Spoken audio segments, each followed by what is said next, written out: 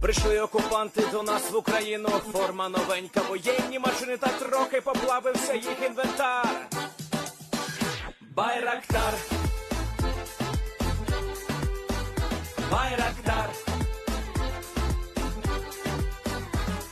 Російські танкісти сховались в кущі, щоб лаптем посьорбати довбані щі, та трохи у щах перегрівся навар. Байрактар, Байрактар.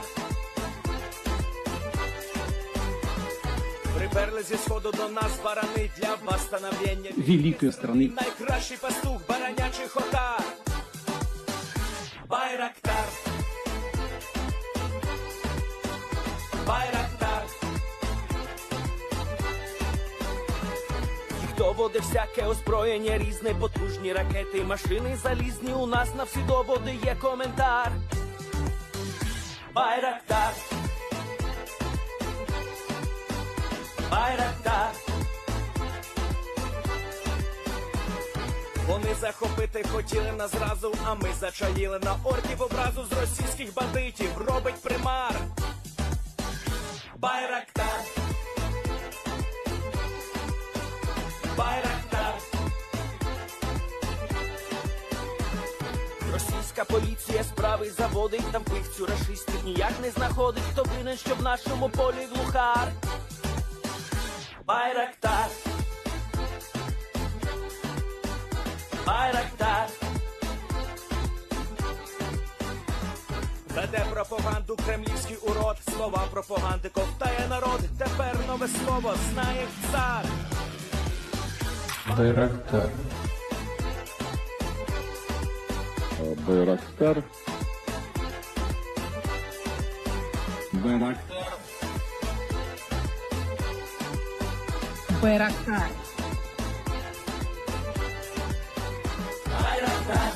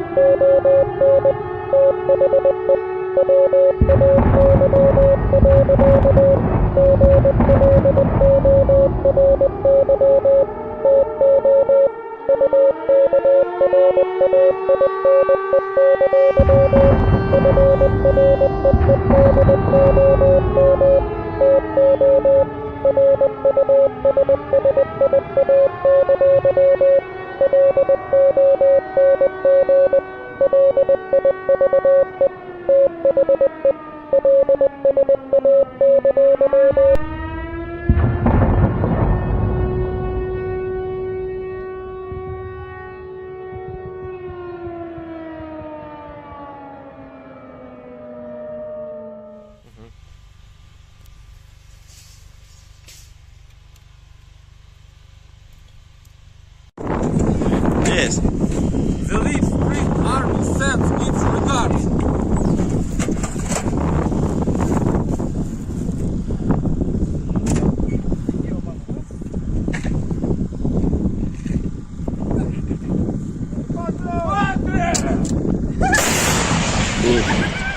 Русский военный корабль. Предлагаю сложить оружие и сдаться.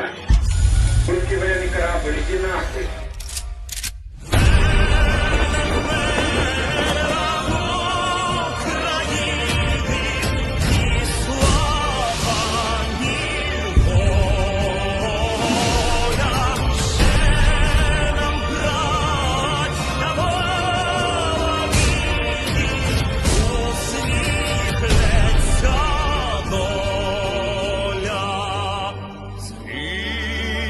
Наші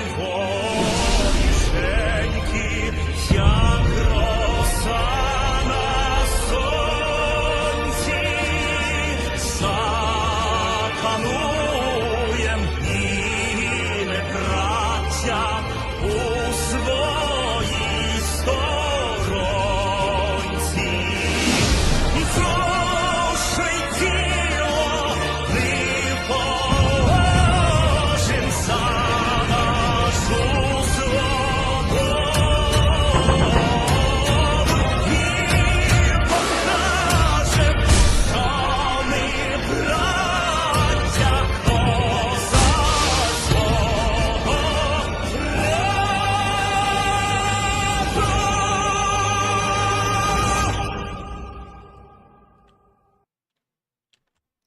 Hello, everyone. I'm the Enforcer, and I'm accompanied by Enforcer Matt. And good evening, folks. It's Enforcer Matt, and welcome back to day 454 of the news. And it's good to see you all once again. And man, was yesterday a busy day or what? And it was a busy as hell day, and we're going to be covering the past 48 hours of the news of the war in Ukraine while I try and go and grab the map again because it disappeared. So let me go and do that real quick. And so there we go. We finally got the map back. And of Got to hear a little course, snippet of the anthem there for a second again. just a tiny smidgen of anthem. But we're going to be covering the past 48 hours of the news of the war in Ukraine, or should I say the war in Russia? Because it appears that some Freedom of Russia and Russian Volunteer Corps forces not only crossed the border, but they took an area about 3 times the size of the Bakhmut battlefield in under 24 hours. They are still there at this moment from what we've been able to see and what we've been able to tell on video and picture evidence, and I am more than happy to report this to y'all because this is unbelievable news. We're actually seeing Russian territory getting liberated today. This started yesterday, and today we're certainly seeing history being made because this was no minor border incursion. This is so large that it's starting to cause mass pandemonium and panic within the Belgorod Oblast and within the Russian government as a whole. And so we're going to be working our way into this news. We'll actually be getting into it in literally just a few minutes. I want to make sure to cover the stuff around the outside perimeter and then make our way into Belgorod. So starting off a good ways away from Belgorod, about, I would say, 125 miles away in the town of Voronezh. Yesterday, we saw a pretty large warehouse that stores plastics catch on fire. This was quite a sizable fire from what we were able to tell, and it raged on for around 12 to 16 hours from what I was able to find out about this fire, causing a decent amount of damage to the plastics warehouse. We do not know what kind of plastics these were storing. Of course, it could have been the material to create, I guess you could say, plastic objects with, so it may have been the kind of plastic that they put into molds or the material needed to put into a mold to make plastic. It could have been anything, but it did cause a significant amount of damage to the warehouse. And Voronezh was not the only city to get away with some damage. Kursk also was seen today with a fire that occurred at a spare parts tractor plant. Once again, we're not exactly sure what kind of spare parts this factory may be producing. Of course, it is a tractor spare parts plant, but it is possible that it could have also been producing, I guess you could say, spare parts for Russian military vehicles on the side due to some kind of a special contract. We're not exactly sure about that, so take that with a grain of salt, but we can see that that building also caught on fire, and it appears to have been a little bit of a smaller one, and so the damage may have been moderate or minor.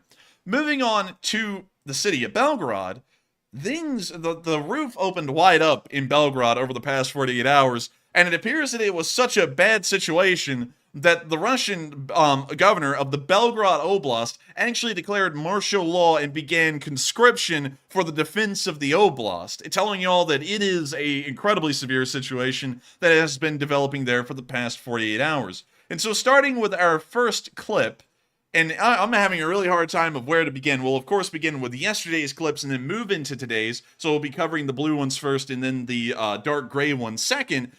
But there's a lot of news to cover. In fact, we're pretty much going to be covering this throughout the entire stream. While there was a decent amount of news that did happen on the Ukrainian front lines, the activities and video and picture evidence that came out of this single action right here was incredibly large, massive even. And so we're going to be moving into our first clip within the city of Belgorod, where we saw some partisan leaflets popping up. And this was yesterday, and we believe maybe just an hour or two before the, I guess you could say, offensive began by the Freedom of Russia Legion and the RDK. But here was a leaflet that was left in the front windshield wiper of a car in the city of Belgorod. Вот такое нашел себя See подворник. him grabbing it and looking at it, and it says Belgorod Vesputina, so it says Belgorod something Putin, Belgorod Broisvola. I don't know what that means, unfortunately. And it says Belgorod Nesponi. Oh, wait a minute, no, this must be the word not, like kind of like niet, but a different version of it, because it says Belgorod is probably not war, Belgorod's not something else, and then Belgorod is not Putin. And then it says something about the freedom of Belgorod down here. This is the word for freedom. It's like Slobodny Belgorod. So this is pretty much a leaflet that was put into this car here in the city of Belgorod, trying to encourage the locals to side with the Freedom of Russia Legion and the Russian Volunteer Corps that was moving into the city. Meanwhile, at the exact same time that this was happening, videos were coming in. Actually, these came in today, but these were from the day before, showing the Freedom of Russia Legion and the Russian Volunteer Corps, making sure to get the wordage there correct, because we actually have a poll coming up. Well, I think it's actually up right now, talking about what the actual details were about them, and we'll be getting into that a little bit. But we got two different video clips showing the preparations of the Freedom of Russia Legion and the Russian Volunteer Corps right here. We can see here on the side of a road, and this was from what we suppose about a mile away from the Russian border within the border of Ukraine, a massive column, it appears to go on until the horizon ends down there, of Max Pros and Humvees marked with crosses which indicate Ukrainian vehicles, and also a Ukrainian flag back there in the background, also the soldiers wearing yellow armbands. These are, of course, members of the Freedom of Russia Legion and the Russian Volunteer Corps. But as the camera Nice pans, American vehicles they have there, it looks like. and I've got to say, they're really nice. Now also becomes, actually we'll bring that up right now, considering that is something that the U.S. government appeared to have already come out and talked about, and we also have this on the Twitter, so we'll be going to that in a second after we get through showing the preparation. We also had some pictures of this preparation as well to go with the video. We can see right here Max Pros with the rear loading gate down. We can see soldiers with this appears to be the Russian Volunteer Corps armbands on, along with the yellow identifier armbands to show that they are a part of, I guess you could say, pro-Ukrainian or allied Ukrainian forces. And also to get into a little bit of detail here, the Russian Volunteer Corps is not an official part of the Ukrainian army, although they have been backed and supplied by the Ukrainian army. The Freedom of Russia Legion is an official member of the Ukrainian International Legion, and for the entirety of the war since they were formed in June of 2022, have fallen directly under the Territorial Defense Forces and the command of the Armed Forces of Ukraine. Just to try and clarify what the two forces were that were involved and what their official standing was with the Ukrainian army. And so with that, we're going to be moving on to our Twitter real quick, because many of y'all may have noticed that the pictures that were taken of this column that was preparing to push into Russia were using almost nothing but American vehicles, such as the Humvees and Max Pros, supplemented by a large amount of civilian support vehicles that had clearly been requisitioned for these forces to use. According to the Department of Defense here in the United States, and I'll be getting to the Twitter here so that way we can also plug that as well. Twitter. Peter, the Twitter's here. According to the Department of Defense, they actually stated that they had not allowed the Ukrainians to supply paramilitary groups, which is what they're calling the Russian Volunteer Corps, with military vehicles from the United States. So let me get y'all to there real quick. And here it is. This picture is supposedly from the border checkpoint area. I'm kind of find that a little bit questionable, that somehow a massive explosion can happen that blows out the rear of the Humvees and leads them to fall in a crater, but the glass is still intact. That seems a little bit odd to me, even if it is bulletproof. But according to the Pentagon, they said that they did not authorize this equipment to be sent to paramilitary organizations. The paramilitary organization, of course, most likely in question is the Russian Volunteer Corps, considering it's not an official part of the Ukrainian Armed Forces or the Armed Forces of Ukraine, while the Freedom of Russia Legion, since its inception in June of 2022, has been an official part of the Ukrainian International Legion and, by extension, the Armed Forces of Ukraine. Moving on from this little bit of news, which is once again a little bit interesting to note, we saw that they began to cross the border, and we're going to be going back to the blue, I guess you could say, location clips from yesterday. We saw that they immediately moved into the border checkpoint. And so, here's the clip. In the border checkpoint, they found a intact BTR-82 that had been abandoned by the FSB forces, and FSB not only is the security service of Russia, but they also, kind of similar to, I guess you could say, some American security organizations, are heavily involved in their nation's border security, and so they left behind, once the attack started, one of their BTR-82s intact, which was immediately requisitioned by the Russian Volunteer Corps. And we see that happening right here. And the RDK stands for Russian Volunteer Corps. That's what it stands for in Cyrillic. And so with that, that's the end of that clip, and we're now going to be moving on to other clips that were taken from the border checkpoint, showing the movement around the checkpoint as soon as the offensive began. We actually believe that this is video footage from the Ukrainian side. It is kind of odd, though, that they were filming their own forced movements in the area, but we can see a massive RDK and also FOR forces in the area moving forward armored vehicles. That appears to be a Max Pro. We can also see what appears to be a Humvee and another Max Pro that was apparently painted in all black. We can also see a supply truck moving out, well, 2 supply trucks moving out of the area, and a large column of RDK and FOR forces on the side of this building, as we can see the damaged building back here that many people have become familiar with.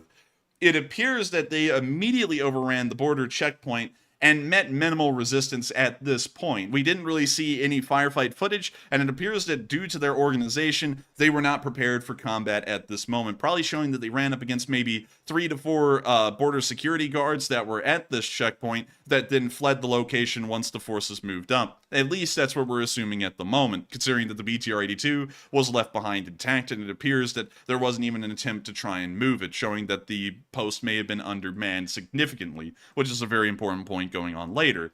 In our next clip, a little bit further up the road, we saw Russian forces retreating from Grivoron, which is a few miles away from the border area, in the first major village that the FOR and RDK forces ran into, and we can see that smoke engulfed the area. We were believing that this may have been an artillery barrage by the RDK and FOR forces, which forced the small Russian garrison in this area to retreat. One must always note that Russian border forces, or at least the Russian forces that are posted along the border, are actually very low in density. The amount of Russian forces in any given square mile of the border is incredibly low, and so once Ukrainian forces moved across, they were largely dealing with Russian light infantry, most likely composed of nothing more than BTRs and maybe a few BMPs, along with, of course, the standard complement of infantry. These forces immediately began to retreat from the area of Grivoron, and within hours, Russian citizens were taking photos and videos showing that RDK and FOR forces had made it into the village and were moving around. In this clip, we can see a Russian citizen peeking out their window in Grivoron, showing a, we're believing it's an RDK soldier, walking around near a Max Pro vehicle that's parked outside of their house. I don't know if they feel happy they've showed up, or are they somewhat scared? Who really knows? That's a good question. And we can also see something that appears to be straight out of a movie as this person looks out of their window and watches the Freedom of Russia Legion literally just running down the road right outside of their house. And we can see the Freedom of Russia Legion running right through the street right there. Dude, you know they woke up just confused as hell. They're probably, who are these people? But anyways, we're going to be moving on from those 2 clips from Grivoron, and the situation was immediately viewed as grave by the Russian army. Of course, Russian forces, the light infantry force that was in this area, began to try and set up defensive positions just outside of Grivoron, further north and to the east, but it appears that that didn't really stop the Ukrainian force, well, sorry, not Ukrainian, we'll be getting to that in a minute, the FOR and RDK forces for long, and it appears that they were able to push the Russian forces even further back down the road and on towards the area of Golovchino. At the exact same time, Russian forces immediately began to assemble a large amount of transport vehicles and also buses to move into the area and try and evacuate as many civilians as possible. The evacuation of civilians is most likely so that way the Russians can mercilessly bombard the area, as is their normal doctrine, without being looked on poorly by the public, considering there wouldn't be any civilian casualties. But we can see the video here of the large bus column moving into the area to try and evacuate the citizens that were still within Russian-controlled territory. At the exact same time these buses were moving in, there was also an additional amount of military transport vehicles that were moving into the area and packing up the air defense. Air defense is an incredibly important part of Russian border security, and we have seen that while they have a large amount of it, it is wholly ineffective for the most part in really stopping any Ukrainian air-launched attacks. We saw right here that they had already loaded, within at least 8 hours of this offensive beginning by the RDK and the FOR, they had already loaded up the Bukes, and they were pulling them out of there immediately, pretty much leaving the remainder of their garrison in the Belgorod Oblast without any proper air defense, at least from what this video, well, this picture evidence can indicate right here.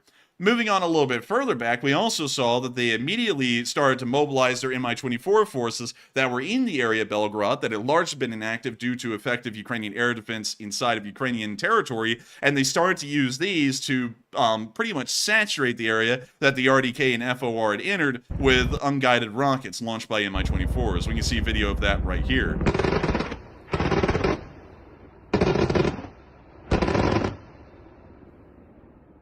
We can now see the helicopters turning off, visibly no flares being dispensed. And we can also see that this one is not an Mi-24, it is a Ka-52, one of Russia's rarer helicopters at this point, and one of the forces that have taken the highest amount of losses so far in this war.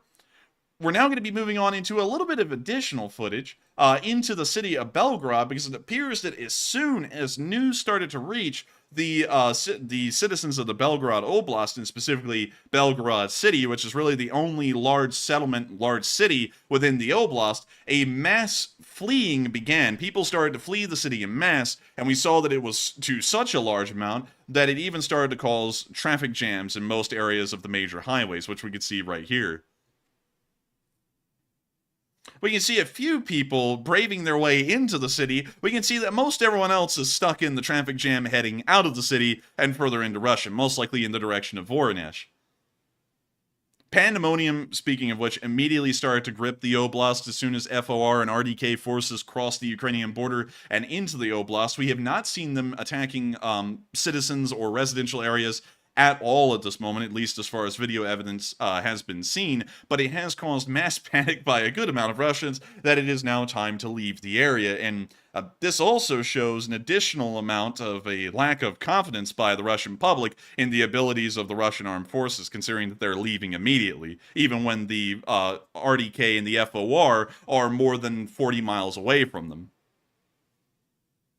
And we can see that this traffic jam spans on for endless miles outside the city of Belgorod.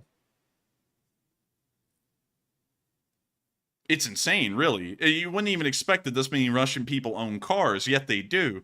Because, believe it or not, some of y'all may not know this, it is only a small amount of Russians, at least compared to Western countries like the United States, that own their own cars. A large amount of them actually don't own vehicles. They either travel by train or by bus once they arrive in a city. And so seeing these amounts of cars, you're looking at almost the entirety of the Belgorod city's population that owns a car leaving the city at this point, at least from what this highway is showing. Moving on into our next bit of news from the city of Belgorod, we can also see that the Belgorod air defenses were activated at the same time.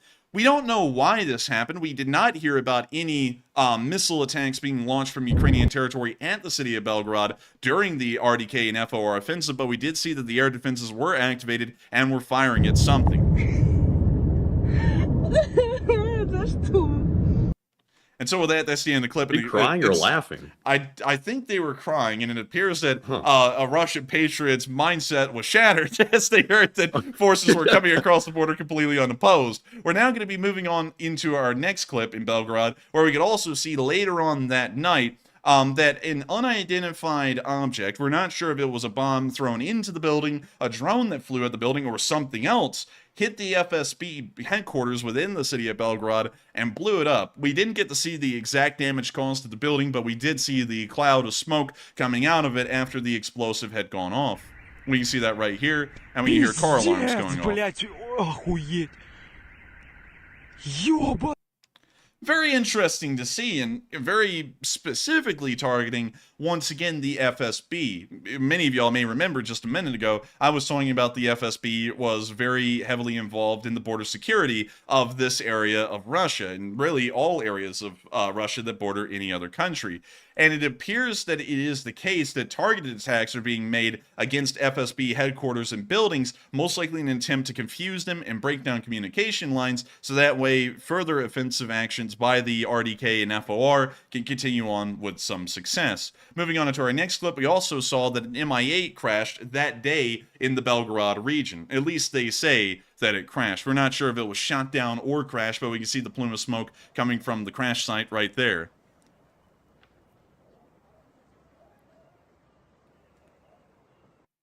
Moving on into our next clip, that was almost like a silent film. Moving on into our next one, further down the line, we could hear the small skirmishes being made in between the Russian light infantry forces and the FOR and RDK as they continue to push further into the Belgorod Oblast right here, or the faint sound of explosions and gunfire could be heard from what sounds to be maybe a few miles away.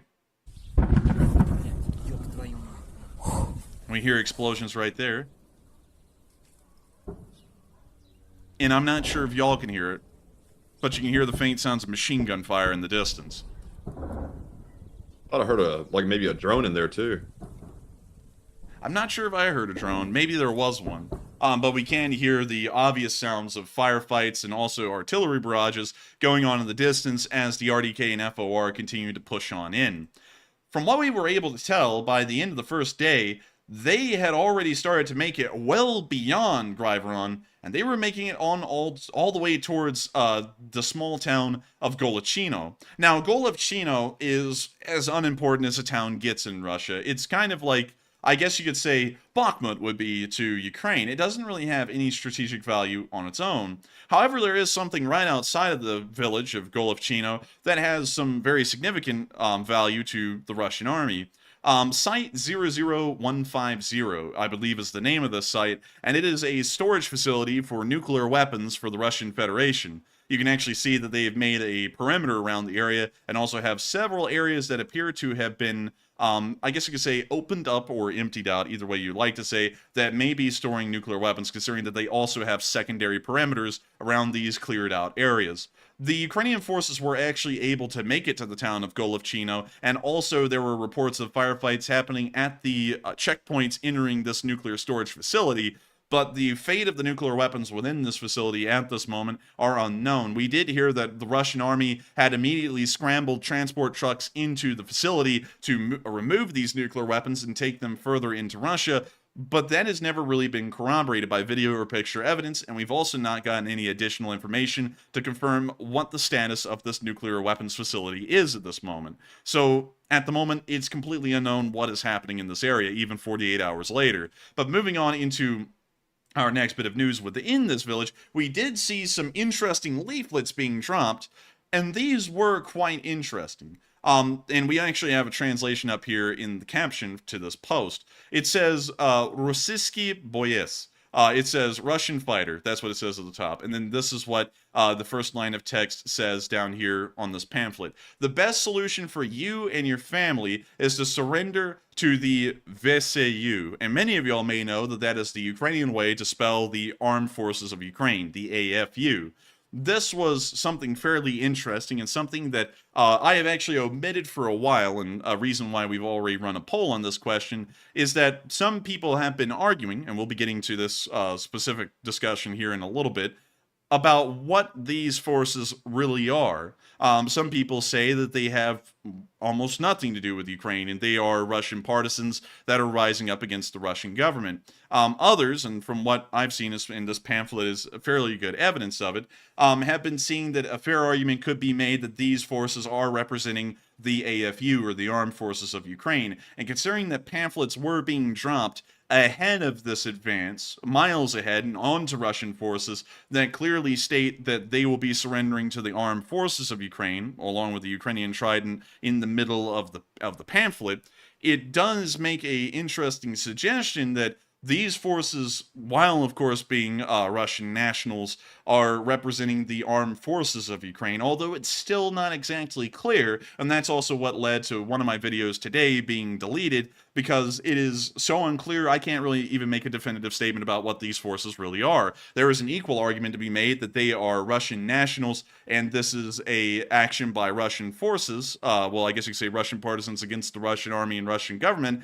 but due to a lot of the, I guess you could say, information that we've been getting, like, for example, this pamphlet here that was found in the area of Gorovchino, it is also likely to say that they are representing the armed forces of Ukraine itself. So we're not really sure what they are at this moment, and that's also why we ran a poll on this, and I'm kind of withholding judgment until we get to that poll. And so with that, we're now going to be moving on from Gorovchino and on into the next bit of news, and just making sure we've covered all of today's news. We're now going to be moving on into the area of Moscow, because in Moscow today, and many of y'all may have been hearing the reports that the propaganda circles have been completely falling apart at this moment. Sadly, I have not been able to get any really good video footage of the panel propaganda channels, which is usually where we see the most stress being taken by the Russian state TV and how to present the story. That's usually where we see that. We weren't able to get any video footage of that today. That may be presented the next day. But in the city of Moscow, we can see that the Freedom of Russia Legion had some partisans in the area that attached a large amount of balloons to one of their flags and then set it off to go flying over the city of Moscow while the first day's, I guess you could say, offensive was going on. And we can see that right there. the movie Up, but Russified. Yes. A little bit more controversial, let's say. Well, at least for Russians, a little bit more controversial. Oh, of course. Dude, meanwhile, Putin is sitting inside of the Kremlin going, "It's not that bad, is it?" And then he looks out the window and sees that, and he looks back and he goes, "Shoigu, everything's falling apart, isn't it?" Shoigu! Shoigu! Это не пропасно! And when you see the little flag flying off into the distance, we just see some random people sitting here near a bus stop. And there it goes on its journey over the city of Russia. Well, the city of Moscow. England is my city. But you see it going over the city of Moscow and giving everyone a good idea that the offensive is on.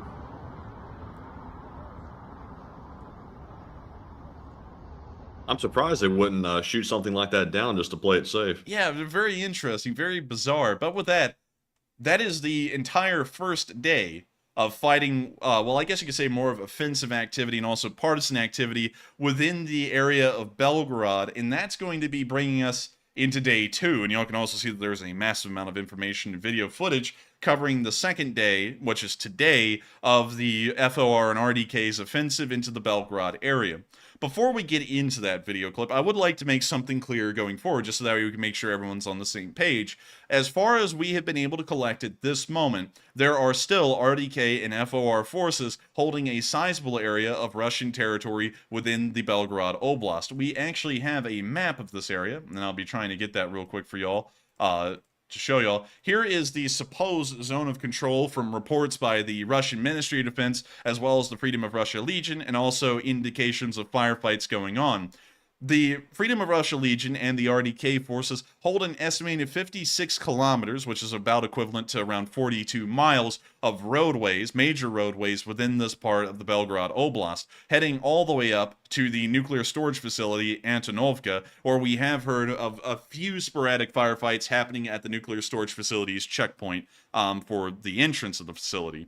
Once again, we haven't been able to confirm that with video or picture evidence, but we have been able to confirm that our Freedom of Russia Legion, I'm sorry, that's a very hard thing to say, FOR and also RDK forces have made it to the village of Golovchino and have either created a strong foothold within the town and are fighting Russian forces there, or they have taken the town in its entirety, although the fate of Golovchino is unknown at the moment.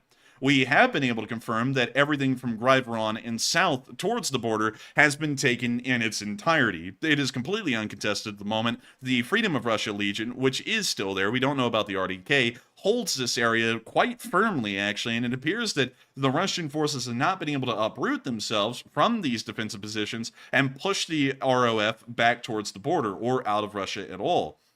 The Freedom of Russia Legion has also declared that this is now the, I believe, Belgorod Independent Republic within this small area. We don't really know if that is a stunt by the ROF to make this seem kind of like the DPR and LPR uprisings within the Donbass conflict, or if this is a serious attempt to begin what would be a civil war in between the Freedom of Russia Legion forces and the Russian government. We're not exactly sure what that is at this moment, but we are trying to collect as much information about that as possible. And so with that, now that we've kind of laid out the information that we have within the past I guess you could say the last day of activity on Monday, we're now going to be moving on into today, which is Tuesday, and the actions and activities that the Freedom of Russia Legion and the RDK has been conducting within the past 24 hours. Before we get into that, however, y'all may notice that we have made it all the way into an interesting little bit, an interesting conundrum, I guess you could say. What are these guys? You know, are they, what do y'all think they are more like? That's the real question.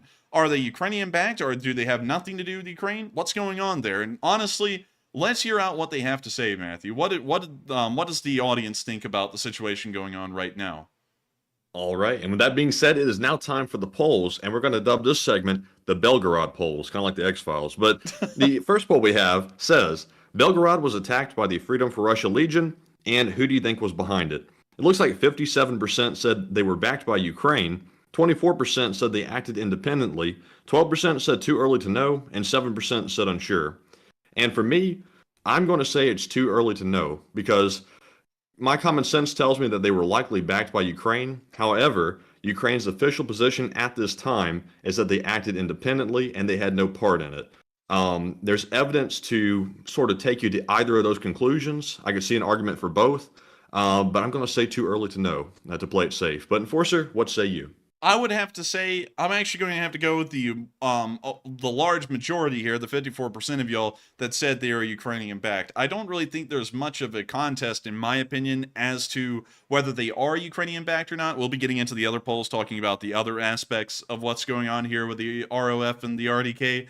But considering that they're using nothing but Western equipment from what we can tell, specifically Max Pros and Humvees, and clearly they didn't get those from the United States, considering that the Department of Defense has come out today saying that they did not approve that equipment to be given to paramilitary organizations. They had to have gotten that equipment from Ukraine. And so, and also on top of that, we've seen that their small arms or SCARs and other kinds of Western gear. So once again, backing up the idea that they must have gotten that from the Ukrainian government. So at this moment, I would have to agree with the large majority of everyone that they must be a Ukrainian-backed, and therefore they fall under the 54%. I'm trying to figure out how to say that the most eloquent way possible, but I would have to go with the 54% of y'all that said they are Ukrainian-backed, just due to the kind of equipment that they're using, and also what we've been seeing about them. And so with that, what else do they say about the ROF and RDK, or what do they think about the ROF and RDK? And also, before we move on to that next poll, I just want to say that it is possible, as some of you have mentioned, for the plausible deniability aspect, that they might have happened to stumble across some Ukrainian equipment that was received from the West. Maybe they just happened to find some in a warehouse out in the woods somewhere, and then they just happened to find the keys, drive it, and then drive it into Belgorod. Maybe that happened, maybe not. But Enforcer, what do you say about that? I would have to say, I'm going to have to be honest, that would be really tough, especially considering that we have U.S., I guess you could say, advisors, or more so U.S. overseers, making sure that this equipment is kept within the Ukrainian army and not sent anywhere else. That does show that the Ukrainian army did take possession of it, and the overseers and advisors did see that occur, and of course made sure to keep track of that to make sure it just didn't disappear. So going off of that, and going off of the information we've already had laid out for months about that, due to U.S. oversight boards wanting more oversight on the equipment we were sending over there, we know for certain well, not for certain, but we have a pretty strong idea that there really was no way for them to just stumble on this equipment, considering that it was handed over directly to the armed forces of Ukraine. So with that, I hope that does address that fairly well. But what else have they been saying about the FOR, Matthew? So the second poll says, classified docs allege that Ukraine had closed-door plans to attack the Russian border towns, and is it happening?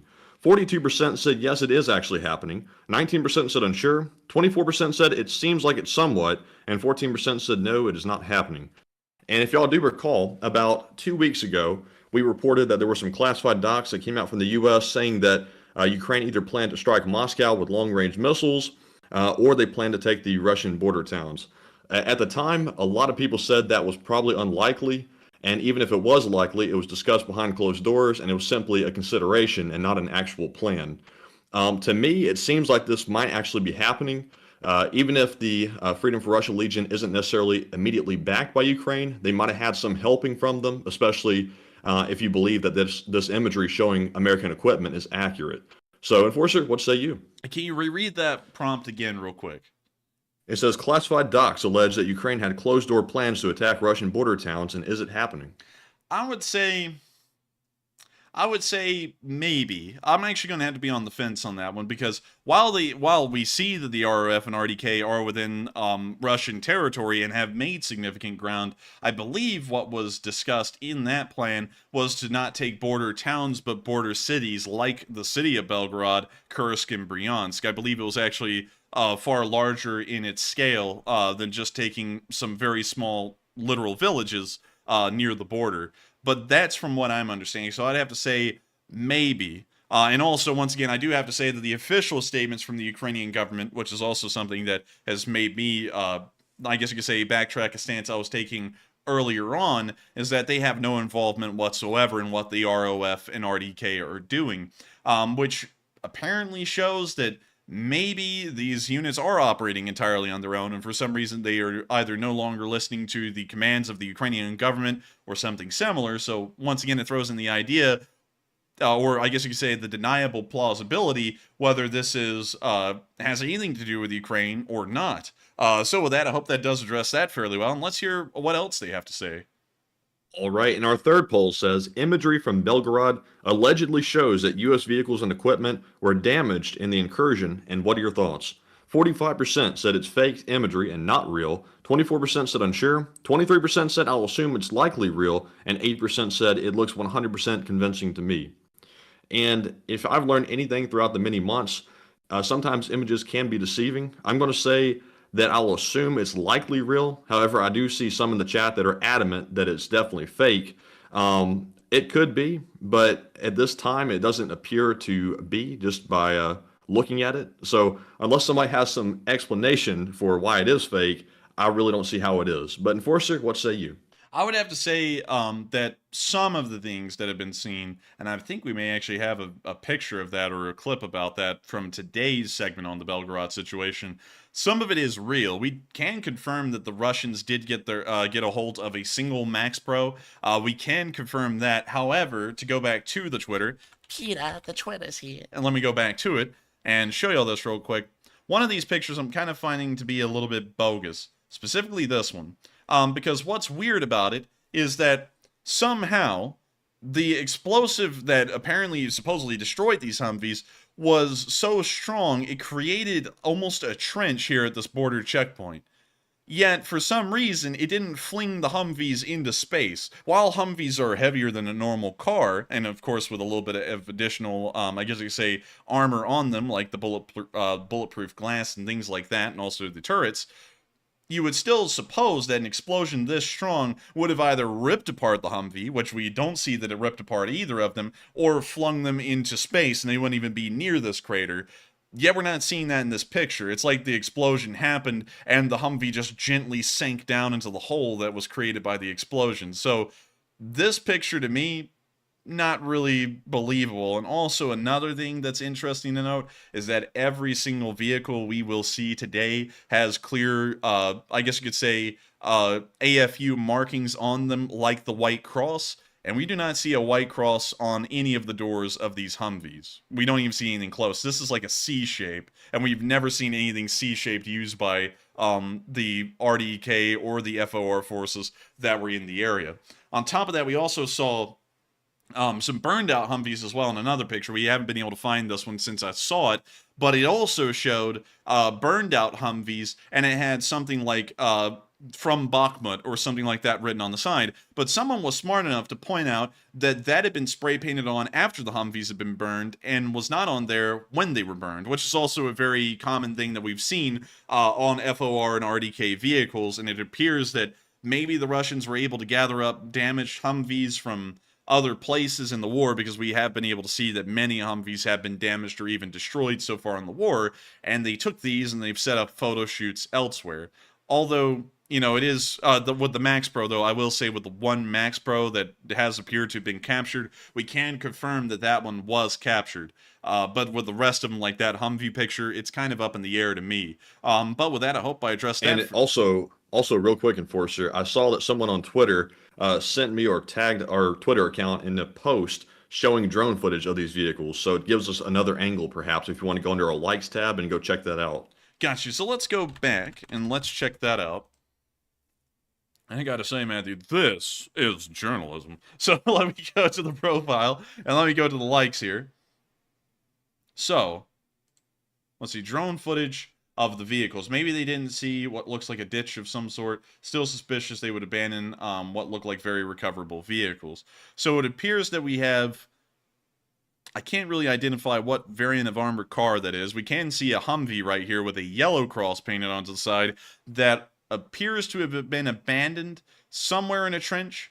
And we can also see, this is actually the same place, another Humvee that appears to have been stunk in a trench and then ditched at that spot. We don't see any clear cross markings on this one, however, and that may be, and let's go back to the other picture, I think that is at the border checkpoint, those pictures of the Humvees, although they don't look as damaged from here as they looked on the ground. And also, wait a minute, hang on. Wait, let me go back to that other one real quick. We need to go back to the other one we have on our page. So see, these are different pictures, and here's the reason why. There is a yellow cross on the hood of the Humvee in the drone pictures. There is no yellow cross on this Humvee. Good point. I don't see that either. Yeah, I don't see that either. And also, if we go back and look at the other one, are the doors on this side open, or can we see that even? So it appears that we can't really see the doors on this one. We can see the doors are closed on this side, and we can see that they both have turrets. But there was a clear cross on this Humvee that we didn't see on the other one. So it does throw in a question of where in the hell these things are. These may have been around the border checkpoint. It's not completely implausible to say that they would leave a few Humvees behind. You do have to remember, everyone, Humvees are relatively cheap. Even as surplus vehicles, you can get one for around $40,000 to $30,000, which in military terms is chunk change. It's really like pennies for the military, even for the Ukrainian army. So it wouldn't be completely implausible to say that maybe two of them ran into a ditch, got stuck, and they just ditched them, because there's no point in really recovering a vehicle that is that expendable and inexpensive. But the two pictures aren't lining up, at least the one we have on our page and the ones taken from this drone.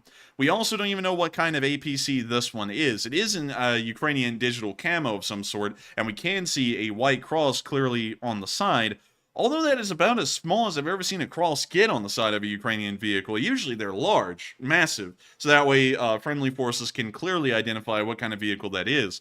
And that thing's tiny. That doesn't, of course, throw into question whether it is an APC or not that was Ukrainian, but still a little odd. And this one also appears to have had no physical damage caused to it, and it was just left on the road. So I don't really know what's up with that one either, but still very interesting. And so with that, And also, was that video you showed earlier of those Max Pros and Humvees, was that images of the Freedom for Russian Legion operating those vehicles? yes. Are you talking about the ones that were taken at the staging area near the border? Yes. So these are, from what we understand, RDK forces that were at this Max Pro, because we can see the RDK armband right there on them. Okay, so we do know that they are using the vehicles, but we're just not sure if the damaged ones are their vehicles.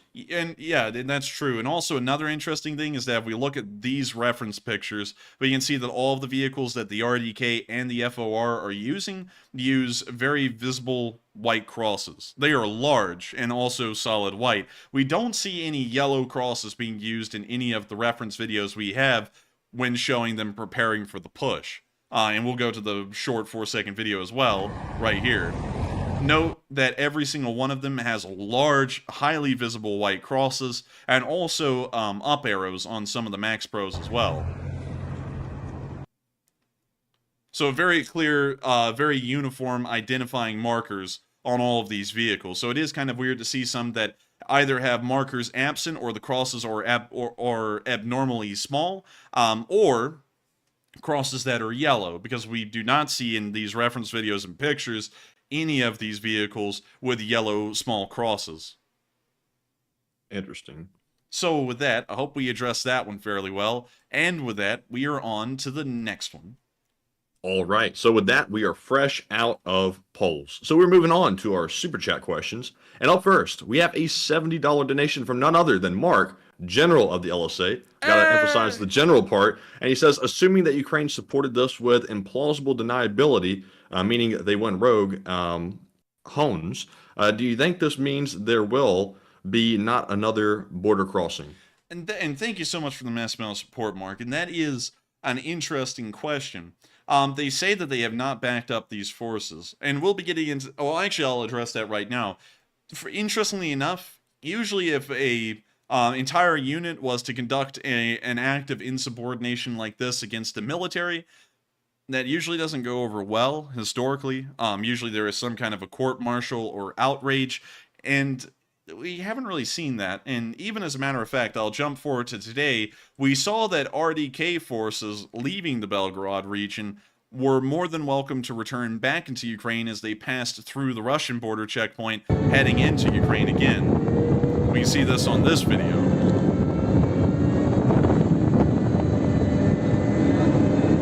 And here they go, moving through the border checkpoint, and they're going to be moving on their way out of the checkpoint and back into Ukraine. And that is something fairly interesting to see, is that if the Ukrainians didn't really back up this idea or support it for that matter, it is very interesting to see that they are able to return back into Ukraine, where of course, Ukrainian army controls the territory. So I've got to be honest with you, at the beginning of this, some of y'all may have been able to see the short war summary we made late last night. I was pretty adamant about some specific aspects of what's going on here. Now I'm not that adamant about them, or it's been thrown into a lot of question, because, of course, the Ukrainian official standpoint is that they have nothing to do with these guys. However, they are able to return back to Ukraine A-OK without any issue, or without being turned around or facing any kind of punishment for it. So I'm not really sure. But I hope that kind of gives a little bit of information about why I'm kind of unsure and waffling on that a little bit. And I also would have to say, I don't think this is going to be the end of border crossings, because up until this point, to add a little bit of historic context to what's been going on in the war so far, we have seen the Freedom of Russia Legion and the Russian Volunteer Corps make numerous incursions of a much smaller and much shorter scale in many other areas north in the Bryansk and Kursk Oblasts. We've never seen one of this scale, and it appears that as time keeps going by, they are increasing in scale. The first time they did it, they took one village. It was very small news. The next time they did it, they took 3 villages, somewhere in the Kursk Oblast, and that was starting to get a little bit more concerning.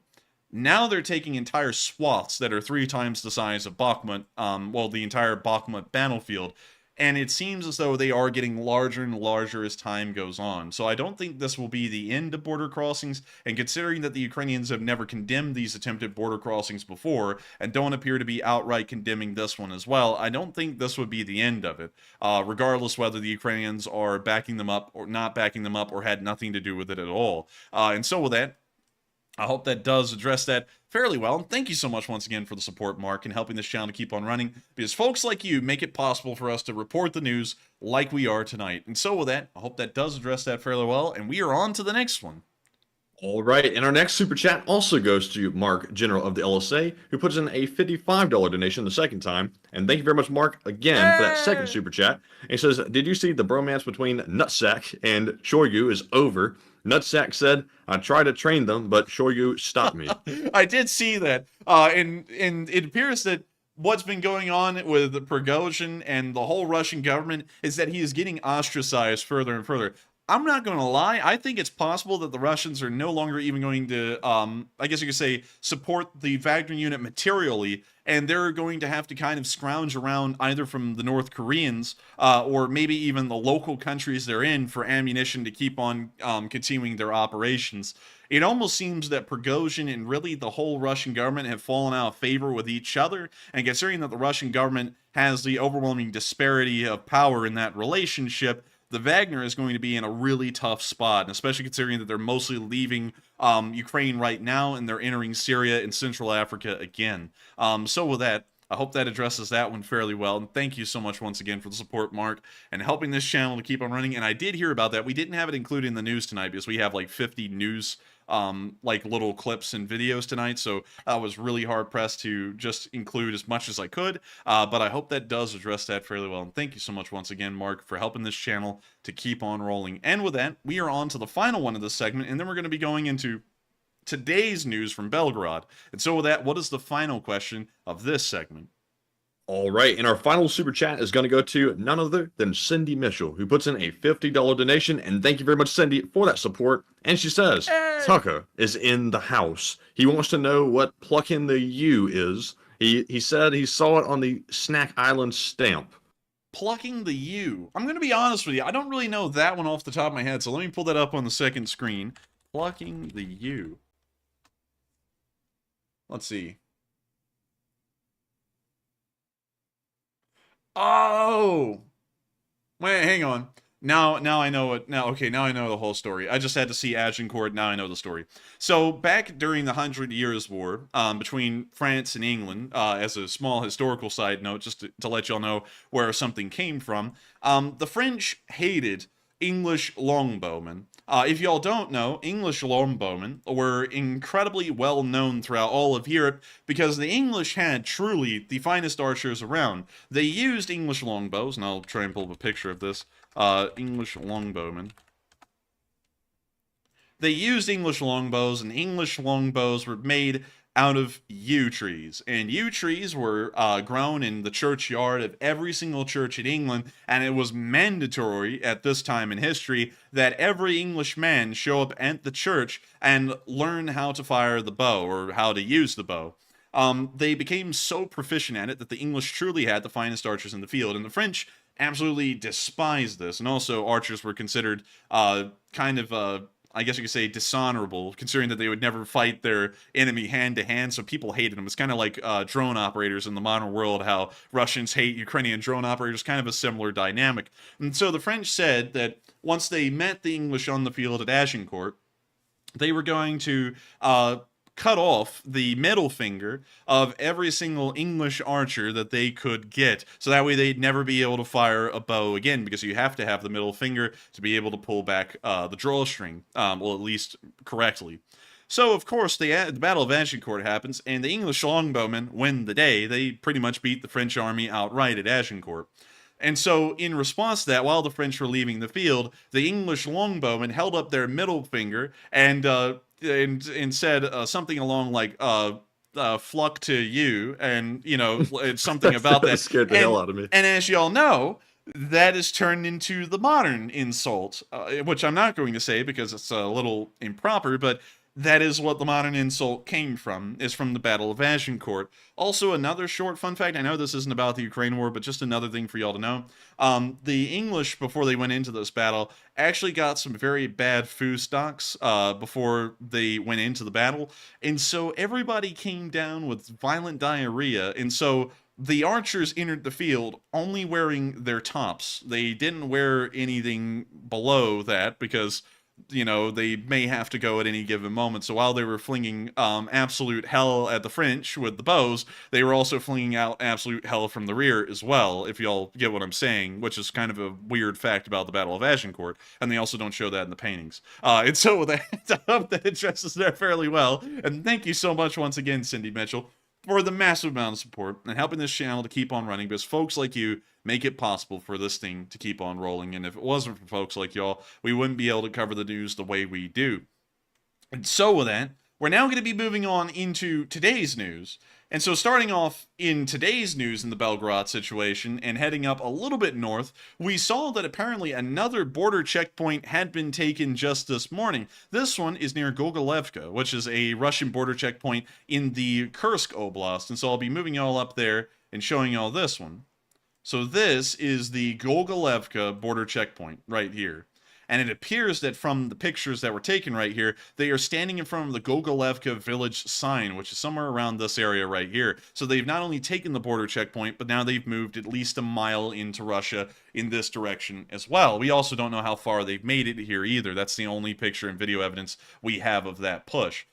Moving back on down into the Belgorod area, the situation appears to have gotten a little bit more intense today. The governor of the Belgorod Oblast declared martial law in the region and started to mass conscript any able-bodied man to issue them weapons and to begin the defense of the Oblast. It appears that the Russian government is also incredibly concerned as well, as the Ministry of Defense of the Russian Federation has now declared that General Lapin, who was in charge of the Kharkiv Oblast before it fell, he was actually the one that was in charge of the whole Kharkiv Oblast area during the Balaklia counteroffensive, he has now been appointed to manage the lines of defense that will be put up against the Ukrainian, well, not the Ukrainian, the Freedom of Russia Legion and RDK forces in this area. I'll also be showing y'all his picture right here before we get to that video. Here's the picture of General Lapin, who looks truly evil with those eyebrows. I don't know why in the world they always pick the most evil people to command their armies, but this guy right here looks like he eats children or something. He's a very weird-looking guy. But anyways, we can see that they immediately got him out there and had him commanding a singular BMP-1 down the street. So here's the video. So that's General Lapin right there. And we can see him lapping up the air into his mouth and trying to guide the BMP down the open road like they're trying to back it into somewhere. So here comes the BMP. And I gotta tell you, Matthew, they must be going into straight danger, man, because they got the cameraman out here in front of everyone. Oh, man, they're protected completely now. The cameraman never dies. You know the cameraman never dies.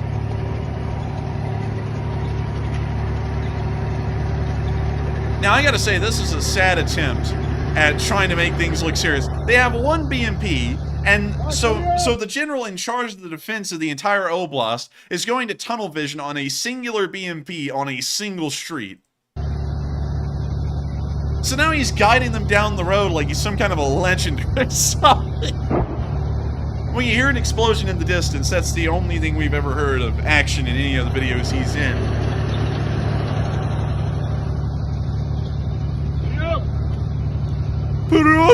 And that's the end of the clip, and we can see him continuing to walk in front of the APC.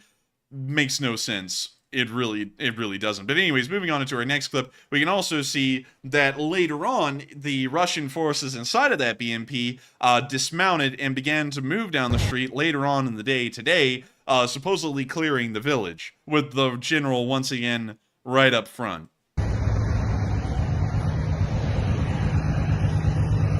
We now see the BMP moving forward, but you see that it's been joined by a couple of other BMPs in a straight column, and we now see the Russian infantry racing forward. Interestingly enough, these have got to be some of the best equipped Russian infantry we've seen in the war, and oddly enough, they've never been in the war.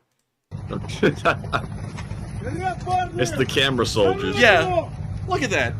Look, they don't even have armbands on. Oh, look, a Russian soldier as seen on TV. Yeah. Oh, look, it's GI Comrade Blietman. Look, he's here. But anyways, that's all the videos we had of the supposed defenses that the Russians were preparing in the area. Meanwhile, further down the road, we saw that Freedom of Russia Legion and RDK forces continue to move forward, once again, using nothing but Western equipment. We can see that right here.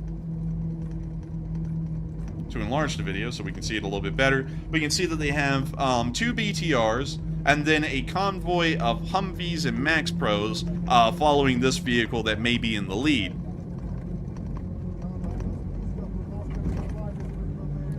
We can see the roads are in pretty rough shape. It's a typical Russian road. And we see the convoy continuing to move forward unopposed. We don't know exactly where this was, but we do believe this was past the area of Gorovchino, as Russian forces, as of today, appear to have also been pushed away from that settlement as well, and these forces are now continuing to move forward. In the next clip, we saw them rounding a corner, and we can see that this convoy in this particular video was a part of the Russian Volunteer Corps as they were flying the Russian Volunteer Corps flag.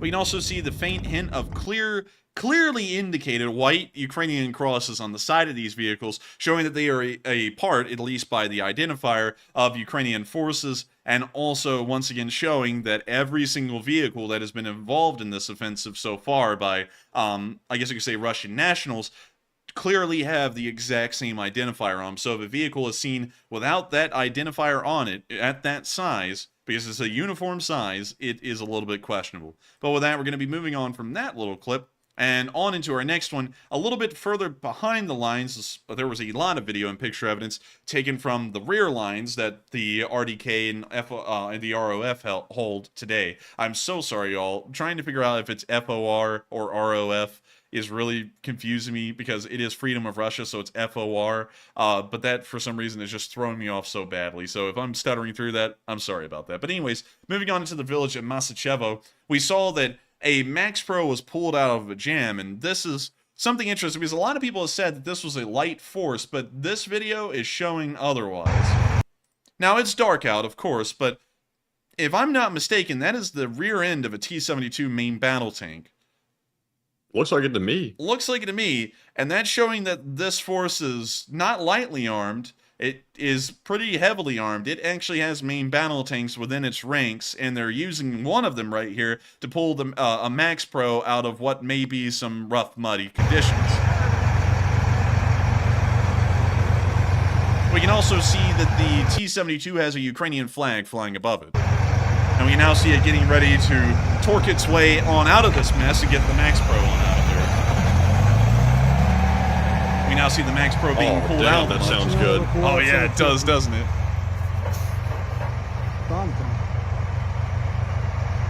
And this once again, I gotta tell y'all, this once again is throwing in that bit of a wrench into the entire thing, that they're not associated with Ukraine whatsoever, and they're just Russian nationals, considering that that flag flying above that tank is a Ukrainian flag. And of course, I'm not trying to push anyone anyway. You could argue it either way at this point, honestly, and I could honestly see fair points. But it is very interesting to see that the Ukrainian government says that these units have nothing to do with the Ukrainian armed forces. But yesterday we saw that a pamphlet, leaflets had been dropped from the air saying that if Russian forces wanted to surrender in the area, they were to surrender to the armed forces of Ukraine, and that some of these tanks are flying Ukrainian flags above them.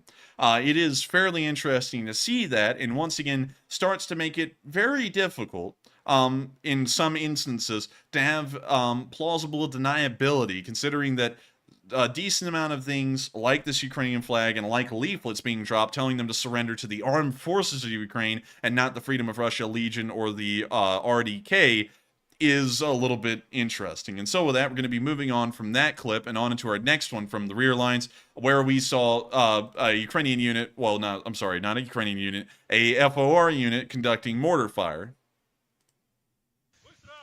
Well, you see that they dug themselves a really nice pit, actually. We'd never seen a mortar pit like that before, at least for the base plate. And we now see them firing the mortar, and this guy putting a thumbs up. They're now going back to reload the mortar and continuing firing, most likely at the Russian light infantry that is in front of them. Moving on a little bit behind the lines and into a largely rural area, it appears, we saw RDK forces continuing to move forward. Now, this one's interesting because this video, and also some people are saying, and I want to address this one real quick, well, they have to have a flag to identify that they're not Russians. And that's the thing, they do have their own flag. The Freedom of Russia Legion has their own flag, Freedom of Russia flag, and I'll pull that up for y'all. And we've seen this flag many times, and there's many examples of it actually existing in real life. For example, these right here. So it is a little odd to see that while there are existent versions of a Freedom of Russia Legion flag, and we have seen it used many times over the course of this war, that Ukrainian flags are being chosen during this offensive. So I do see what y'all are saying. It's a great point. But they also do have their own flag that they could easily use in replacement of the Ukrainian flag. So once again, it does start to throw in the question of whether deniable plausibility is realistic or not in this situation, considering that they're going out of their way to not use their own flag and they're using a Ukrainian flag instead in some instances. In this video, however, we don't see that. We see that the Russian Volunteer Corps has their own flag, the RDK flag. The RDK flag is specifically different than the Freedom of Russia flag. The Freedom of Russia flag has horizontal white, blue, and white stripes. The RDK flag has some kind of a rune symbol on it and a dark blue background, clearly making it very distinct and very different from the ROF. We can also see that this is the captured BTR-82 with the number 430 on the back that was captured at the Gryveron border checkpoint earlier on. With that, we're going to be moving on from that little clip in the middle of a rural area and back towards the area of Gryveron and into the town itself, where we saw that the mustache man was there. There he is. Ah, look at that. Look at that. But you know, and I also have to say this. This is something a little bit interesting. This guy's a Belarusian national.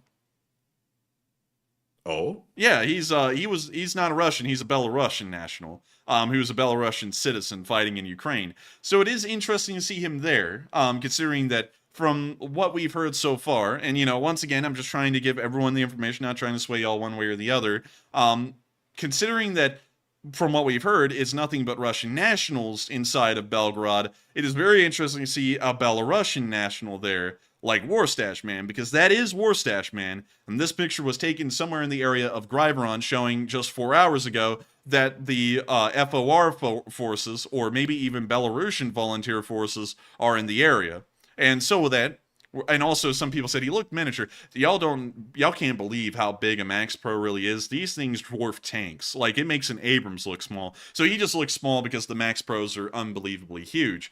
But really interesting to see that someone as famous as the Warstash is there, because we've seen the Warstash since the beginning of the war. He's been everywhere, and now he's at Gryveron. And so with that, we're going to be moving on to our next clip in the area, where we can see the Russians in Gryveron, but not the Russian army, the Russian Volunteer Corps Russians. You can see their flag once again right there, and once again making deniable plausibility a little difficult. There is a Ukrainian flag flying on top of this BTR-60.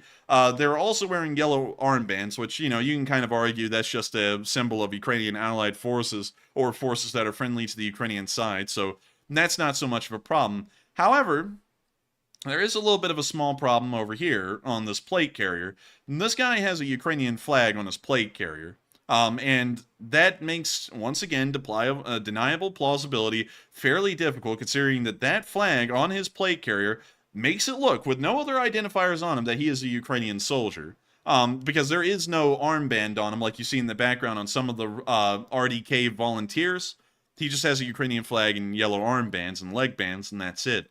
But still, moving on from that, we can see a little placard about the RDK, and we can also see this guy here holding up the passport control sign that was at the border checkpoint at Gryveron. So really neat to see, and also we can also see one really quickly to clarify this. Deniable plausibility is held up in this picture, because you can see that he has an RDK bandana wrapped around his neck, which does show that while he has yellow armbands and leg bands on, he is clearly identifying himself as an RDK soldier and not specifically a part of the Ukrainian army. And so, with that, very interesting to see, very neat to see that they were actually at the border checkpoint and holding up the passport control sign. And with that, we're going to be moving on into our next clip, where we can see Freedom of Russia forces in the city of Gryveron. And we can confirm this, because that is actually what appears to be let's see, what is this? This appears to be the border control checkpoint at Gryveron, and we can see them taking a picture in front of it right here with some scars.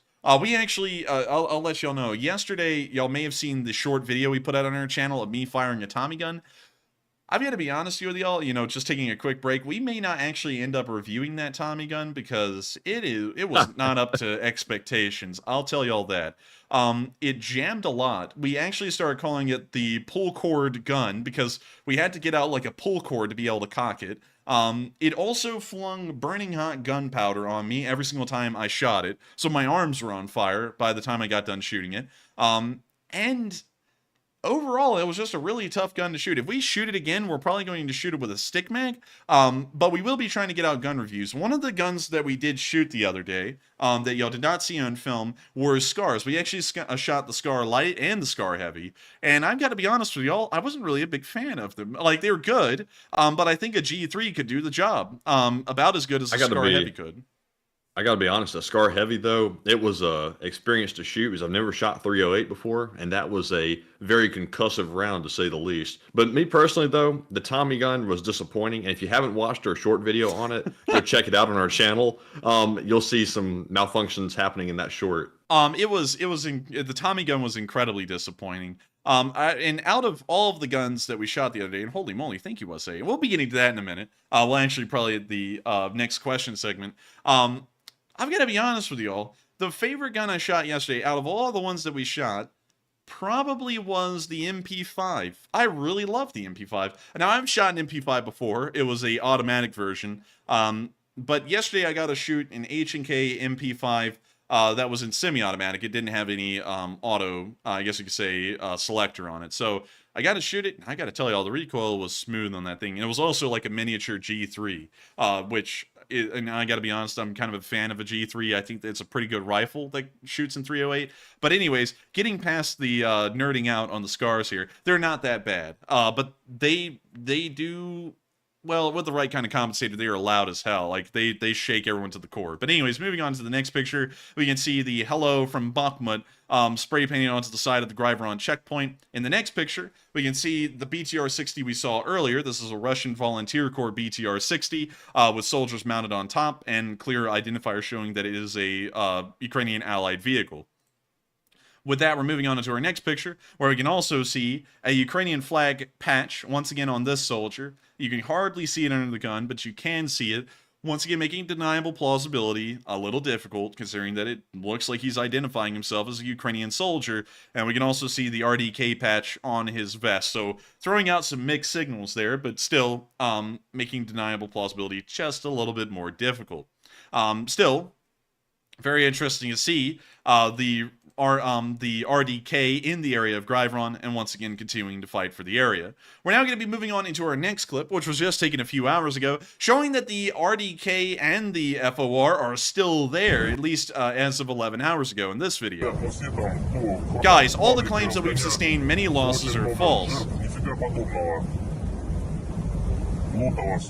Glotoful, everything's okay. We took some damage. But thanks to God, no significant harm and no human losses. There are wounded, of course.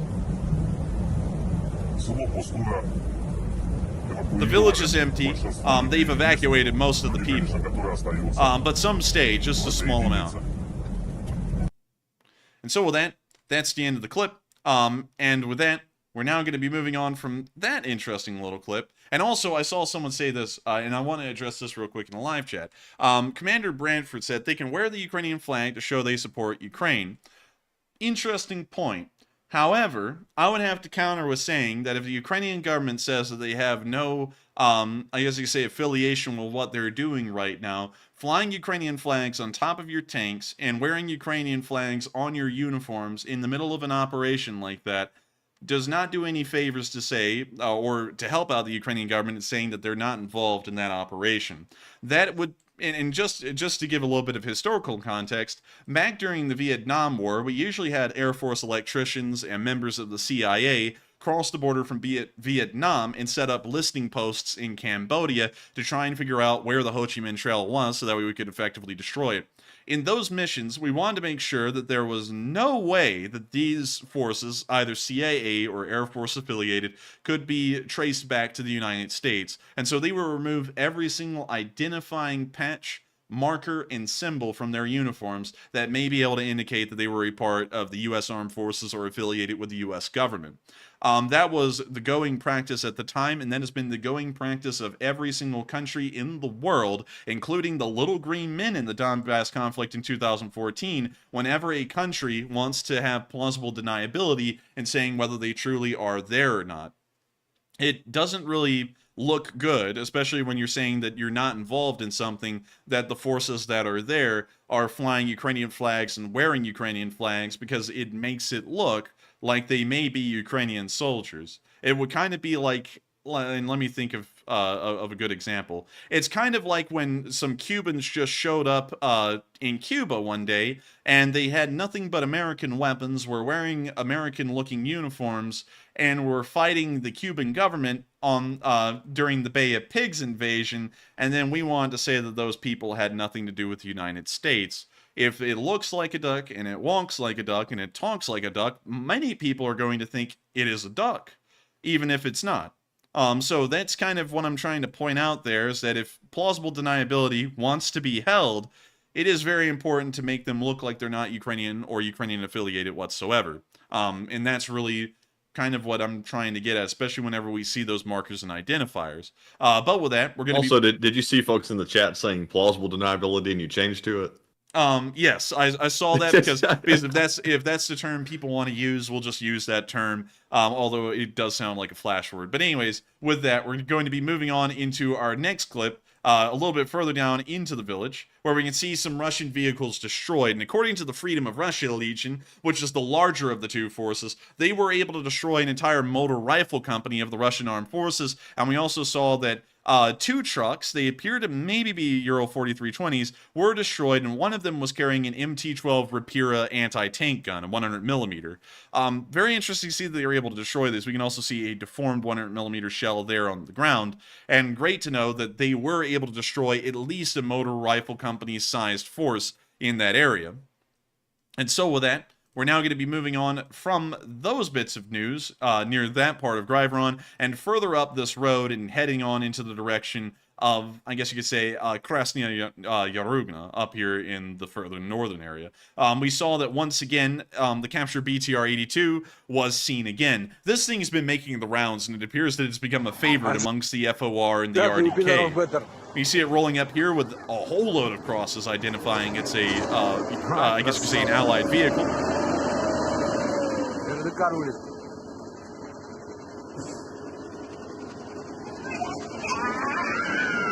I hear one guy's hyped as hell. Actually, this lady's hyped as hell, and she's screaming in glee. Man, you sound like a kid.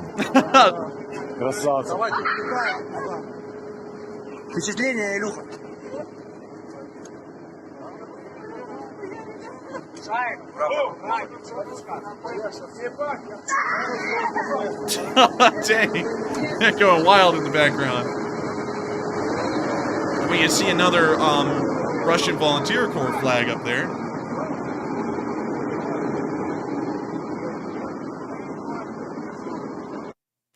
And so with that, that's the end of the clip.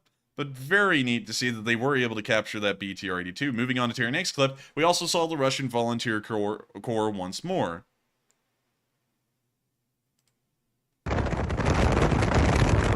In this clip, we can see the Russian Volunteer Corps armband on this soldier. We can also see a British flag on his uniform, which is very interesting. Now see him, the cameraman's about to turn around here in a second and give us a better look at this BTR. And as he turns around, we can see two Ukrainian flags, one on this soldier right here and one on the soldier over there. And once again, you know, I don't mean to try and hammer this home or anything, but if you took these guys and you said that this video was in Bakhmut or around the flanks of Bakhmut, I don't really think a lot of people would disagree with that because they look like Ukrainian soldiers. And I'm just saying this over and over because I think that is very important because obviously there are some, I guess you could say, known facts about what's going on here, but it's not a good look to have what's supposed to be non-affiliated forces with Ukraine wearing armbands that identify them as Ukrainian soldiers, yellow, and to also have white crosses on the vehicles, which would identify them as Ukrainian vehicles, and then to also have soldiers wearing Ukrainian flags. Something has to go if you don't want them to be identified as Ukrainian armed forces. Either the flags, the armbands, or the crosses need to be changed to something that doesn't really look like they are Ukrainian forces.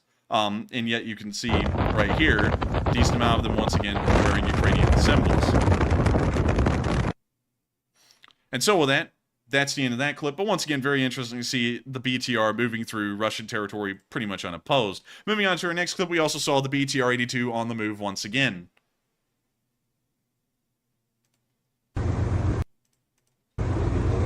Застряли!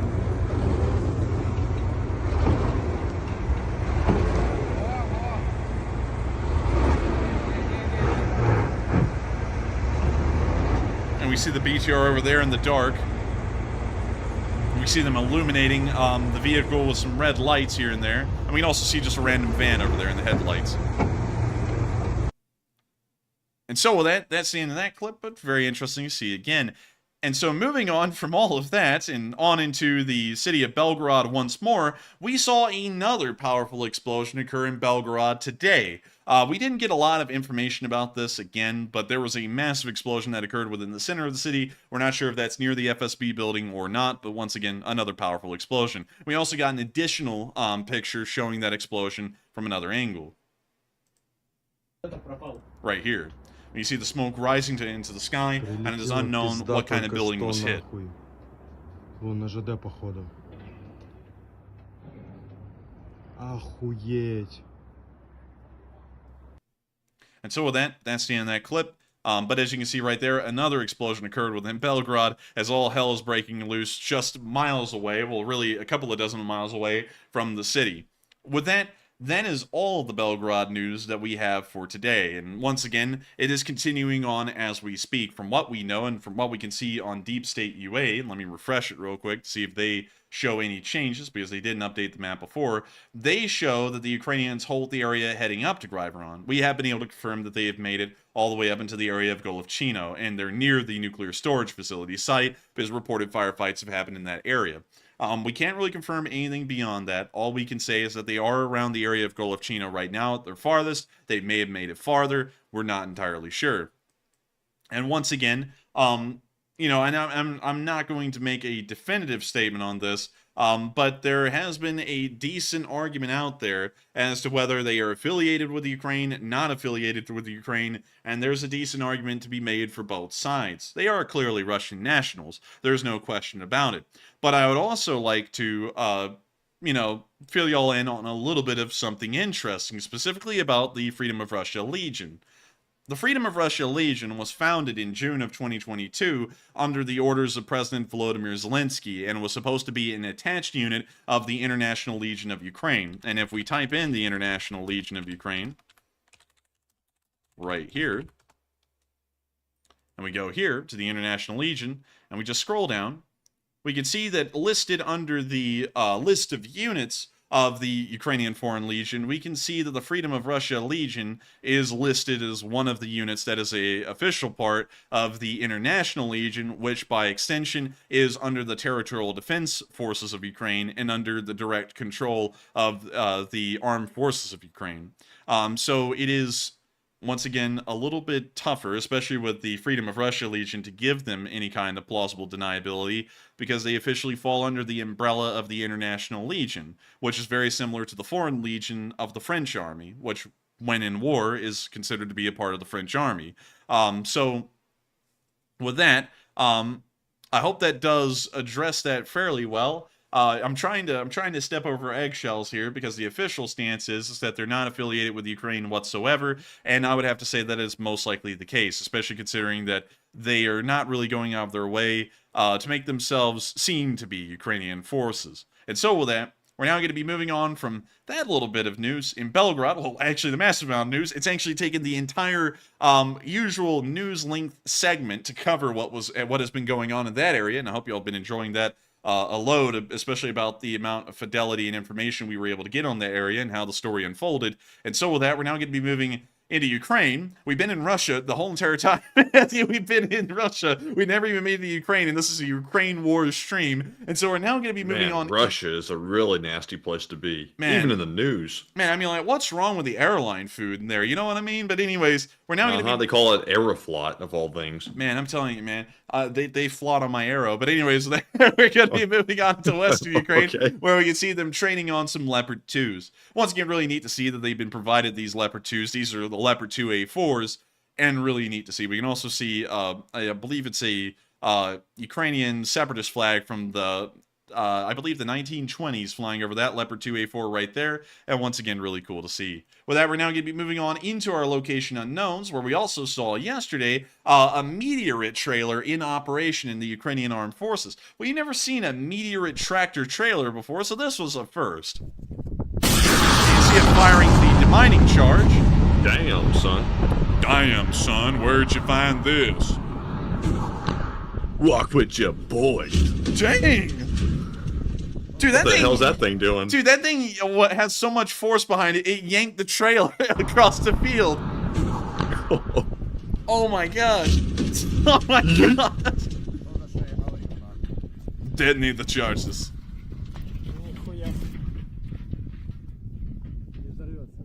And now they're about to detonate the charges here in a minute. And there they go. Successful demining. Wow. Absolutely impressive. Let's put it out onto a tray. Nice. Let's demine it. Nice his. And so that's the end of the clip. And I gotta say, nice his. And so with that, we're gonna be moving on from that little clip and on into today's location unknowns, where we saw a trophy T-90 in use in an unknown location in Ukraine. Ukraine had no domestic supply of T-90s before this war. Every single one of them that you ever see in use by the Ukrainian armed forces was captured from the Russian army. Like this one right here.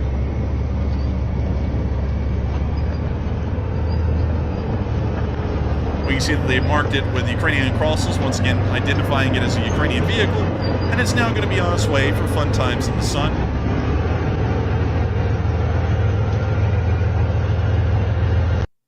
And so with that, that's the end of that clip. Really nice to see. We're now going to be moving on into the Russian casualty report for today. And I'll have y'all know, I don't really know if this is including Russian... Oh! Yes, sir! I don't really know if this is including Russian losses in the Belgorod Oblast. I'm not specifically certain. I have a feeling they're not. But let's check out the replies. We have 6 of them today. Oh! 6 of them. Dang, man. Everyone came out today for the 6 Bobcats Totally destroyed. juicy. Look at this. Now look at this. Boom, boom, boom, boom, boom, boom, boom. But anyways, great to see that 6 Bobcat skid steers were destroyed and 480 Russian soldiers bit the dust over the past 24 hours. Not that high of a number. It's actually right on the war's average, really. But it was high in every other category. We saw that 12 armored personnel carriers were destroyed over the past 24 hours. That is right on the war's average. We also saw that 10 supply trucks were destroyed. That's around 80 tons of supplies. Can't get better than that. We also saw that 4 main battle tanks were destroyed. Nice. Once again, right on the war's average. Now, something that was a little bit above the war's average is that 40 artillery pieces were destroyed over the past 24 hours. That is 10 artillery batteries by World War II figures. And I gotta say, not bad. I don't know where the hell these things are going. They're like disappearing in a black hole at this point. But hey, who's complaining? Not me. That's great to see that 40 of them have been destroyed, and great to see that the Russian artillery is practically going extinct by the day, nearly. We also saw that 34 drones were shot down. We believe that a good amount of these may have been Shahed drones launched during a drone attack, and also 4 cruise missiles were destroyed, bringing the grand total of cruise missiles destroyed over the course of the war over 1,000, and up to 1,015. And we also saw the 6 special equipment vehicles destroyed as well, and 1 helicopter. We believe it was an Mi-24P somewhere in the area of Bakhmut, although we haven't been able to confirm that. So once again, really good numbers, especially great numbers in the, I guess you say, frontline vehicles, because while the soldiers' losses may have been a little bit lower than normal, I think they made up for that in the overall monetary loss and numerical loss of vehicles of the Russian forces today, and so absolutely great to see. We're now going to be moving on into the frontline news, where in the northeastern area, we haven't seen a lot of activity, at least in frontline changes, but near Novomikilske, we did see the 108th Brigade hitting some Russians. I mean, here's some flute music playing, or drum music or something. We can see them dropping the bomblet, and poof! Wow, dang man, that was some travel. And we see the Russian is been wounded a little. A little. A little. We What's now he see, doing down there? oh, dude, he's putting out the stanky leg, man. We now see him just hanging out down there, and that's the end of the clip. But the 108th was able to get themselves a Russian today. Kind of like Russia today. I wonder what they're saying. We'll have to cover that later. But anyways, moving on down to Chernopapivka, things have been popping off in Chernopapivka, where we saw that some Ukrainian forces in the area had been hunting Russian infantry in the nighttime. Here's the clip. We can also hear that Miami Vice kind of music playing, and we now see that it's game over for those guys, and we now see the other guys running down the trench. We now see a bomblet being dropped onto them, and oh no, I don't think they're going to be doing well. It looks like they won't be able to run back to Belgorod, mostly because it'll probably be taken by the Freedom of Russia Legion, but also they probably won't have the ability to just run. And we can also see them dropping a bomblet on another guy, and it appears that one was also pretty accurate as well.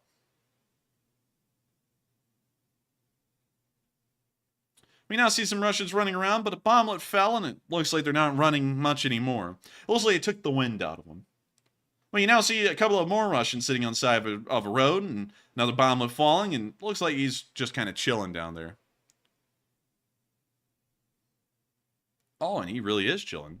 Oh, these guys are chilling. They added the blur after they showed it for like 2 seconds. But with that, that's the end of the clip, and good to see that the Chernopapivka area is certainly popping off. And so with that, we're now going to be moving on down into the Belorivka area, where we saw that Russians were also attacked down here, although we didn't see any frontline changes. Whoa. Talk about the animations here. When you see some Russian forces right there, the auxiliary light was turned on and off and sadly covered up the spot where the Russians were, but it appears that they didn't fare that well. Dang, man, are they trying to give me an epileptic fit or something here? Like, what's going on? We can now see an explosion happen as the video footage just freakily zooms in and out. I feel like I'm seriously about to seize from this, but we can now see them dropping another bomblet, and oh my god, what's the music doing? What is this, Lego City? Like, what's going on here? Anyways, it looks like they got a good amount. The edit really doesn't match the music. No, it doesn't. I don't know what was going on there. But anyways, they were able to get a good amount of forces in the Belorivka area. Now, moving on down into Bakhmut. And I love how whenever I talked about the news going on in Belgorod, we had a load of Russian bots coming on the short war summary I made last night going, what about Bakhmut, huh? What happened to Bakhmut? Well, they're still getting steamrolled down there, the Russians are. It's just that, you see, the whole thing about the Russians getting steamrolled on their own home turf has kind of taken precedence over what's happening in Bakhmut. So, you know, we haven't really had enough time to talk about the Russians that are getting pretty much wiped out here. But moving on into this area, we only got 3 video clips and only one from the northern flank showing a destroyed tank in that area. We don't really know whose tank this was either because there was no clear identifying markings on it.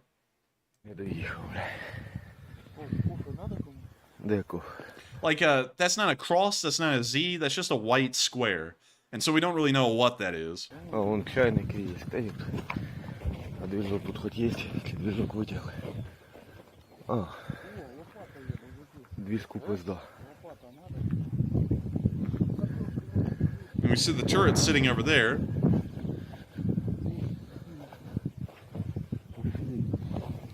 And it, wait a minute, wait, go back. There's blue on that strap. Oh god, I think that's a Ukrainian. He has a blue passport. A nice blue. A nice blue hue. The Ukrainians survey the damage to the Russian tank and decide that it is thoroughly destroyed. They now move off the battlefield and into relative safety. And so with that, nice toss. And we're going to be moving on from that little clip and on into our next one all the way down in the southern flank of Bakhmut, where we saw a Ukrainian sniper sniping the Russians. I'm sorry, sniping the Russians. But here's the clip. You see the 3rd Brigade taking a little walk with a shovel. We can also see this guy here's got the Barrett M82. He got that thing on him. Man, that thing, I think that Barrett M82, if I'm correct, is the thing that they tried to use to kill RoboCop. But we can now see them inside of the APC here and getting their equipment as they step out of the vehicle. And we can now see them setting up a marksman position and now going on another patrol, looking over the fields in the southern flank. We can now see them sniping as the chat music starts just coming in naturally. We can now see the Russian blips in the distance, and we're about to see them get blipped. We can see that they blurred out the center area. I'm guessing because when a 50 caliber hits someone, it's not that great to see. And we can now see them driving away from the area, going to go get some coffee and snacks. And so with that, that's the end of the clip, and great to see that the 3rd Brigade's marksmen are still out there doing a good job. We're now going to be moving on to our next clip, where we saw them still hitting the Russians in another clip. And so there's some rap music there, but we can see 2 guys running in the field. We can see one who's appeared to cease moving, and the second guy, he's still carrying on. We now see that something hit one of them, and it looks like he decided to have a lie down. And we now see somebody exploding out there, too. Nice. We can see a Russian right there, and... Uh-oh. Oh, we don't see him anymore. It's like a magic trick, nearly, but we all know what's behind the magic. And so with that, that's the end of that clip, and great to see that the Ukrainian marksmen in the 3rd Brigade were once again able to get a couple of guys. Nice. We're now going to be moving on down to the Andreevka area, where we saw that the Ukrainians took some prisoners of war. And when I mean prisoners of war, I mean a couple of them. And so here's the clip. Троє полонених. We can see him right here. Троє полонених. They were captured by the 3rd Assault Brigade. Нами. Nice. З 3-ї ШБ. Другий штурмовий бат. They must still be drunk. Працює на всі 100. Завдання виконане. We see them getting back out of the back of the M113. Посадку зачищено. 2 кілометри. Отакі от картинні галереї. Oh, well, we'll have to move all of that clip, but as we can see, 3 prisoners taken. YouTube doesn't really like the sight of that stuff. But if anyone's asking, it was just paint. And so with that, we're now going to be moving on from the Andreevka area, and I would like to make it specifically clear that we always make sure to stay within the parameters of YouTube's guidelines. And it appears that Russian soldier ran into some wet paint in the inside of that M113 that hadn't exactly dried yet, as they always want to make sure to mark the warning labels in visibly red paint. So They should be more careful from now on. they should be more careful. You know, it's unfortunate to roll in the brand new red paint that they're putting inside of those M113s to make sure that the crew knows where to be cautioned, I guess you could say. And so with that, we're now going to be moving out of the Bakhmut area and down into Orlivka, where we saw yesterday that a BTR-4 had been hit by an ATGM under the turret, but it appears that the crew was in okay condition as they got out and surveyed the vehicle. We can see that right here. You can see them walking around the outside of the BTR-4, and we can see where the back plate, well, not the back plate, but the hull deformed where the ATGM hit it right under the turret, and it appears that everyone was okay, at least from what we can tell. Very lucky on their end, considering that the ATGM hit directly under the turret. With that, we're going to be moving on from that little clip in the Orlivka area and on into our next clip down near Andreevka, where you saw a drone operating in the area.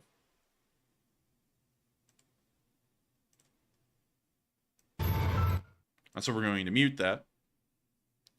And BattleBot said it's tomato sauce, and I'd agree. We can now see the Russians They were down there. prepping pasta. Yes, Marco PRY, no stockpot.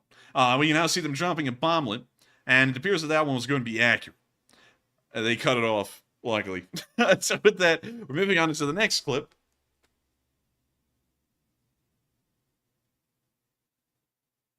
Where you see another Russian down there. They're dropping an F1 grenade onto him.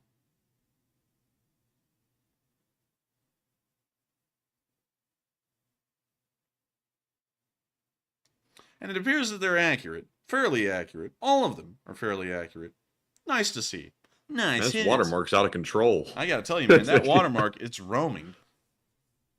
It's like the DVD icon on the loading screen. It sure is. And I think we're going to have to cut that one right there because that one's a little too zoomed in. But still, good to see. The guys in Avdiivka, the Russian guys in Avdiivka, not having a good time with this thing. It's now time for us to move on down to Marinka, where we saw that a T-90, a Russian T-90, very rare at this point in the war, was hit by a Ukrainian kamikaze drone. So here's the clip. Don't Man, that's absolutely bussin'. And we can see the tank right down there. We can see the kamikaze drones got inside of it now. I was going to send the RPG-7 right into the rear of the turret.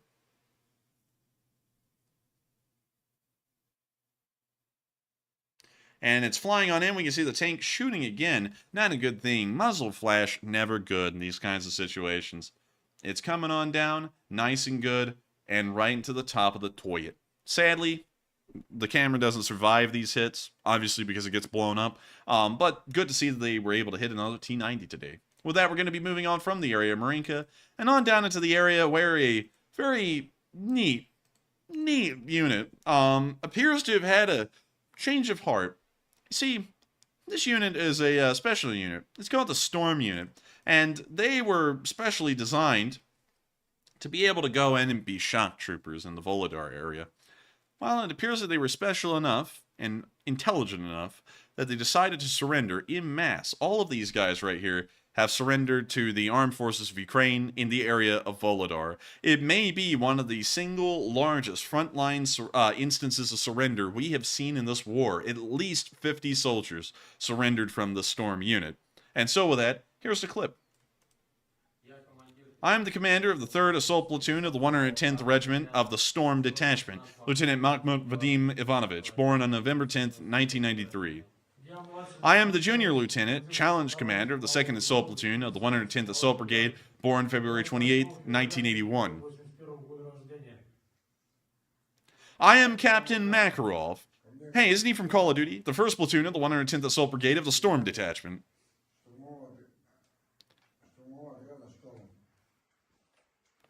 I would like to address the commanding officers Vladimir Volodymyrovich Putin and the Minister of Defense Shoigu and the non-prepasna.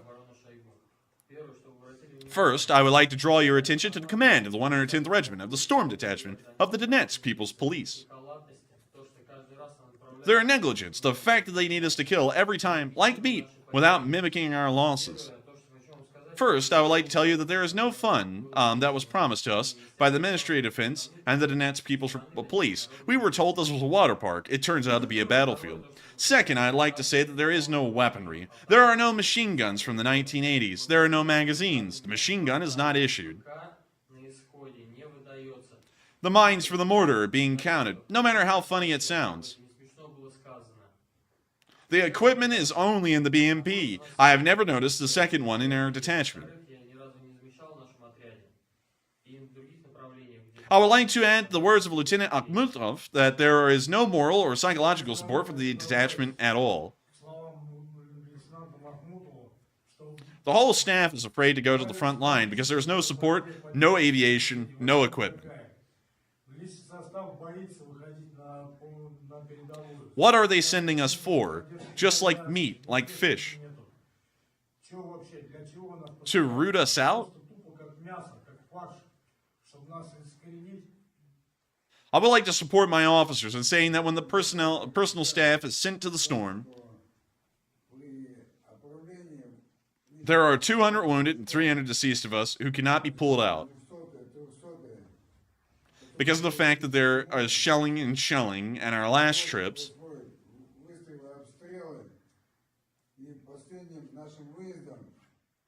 The personal staff agreed to join us. We had nothing to fight for. There were 4 magazines for each soldier on the storm.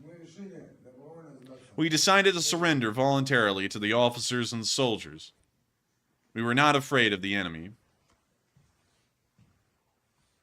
And here's all of them, a close-up of them, for documentation reasons, of all of the soldiers that have voluntarily surrendered today in the Volodar area.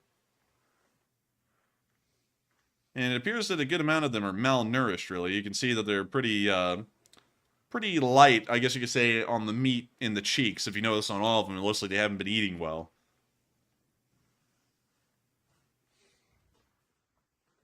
And we see the last prisoner right over there. Now, some of y'all may be wondering, when did they surrender? Because this was actually taken by a Ukrainian soldier. The video was after they had surrendered.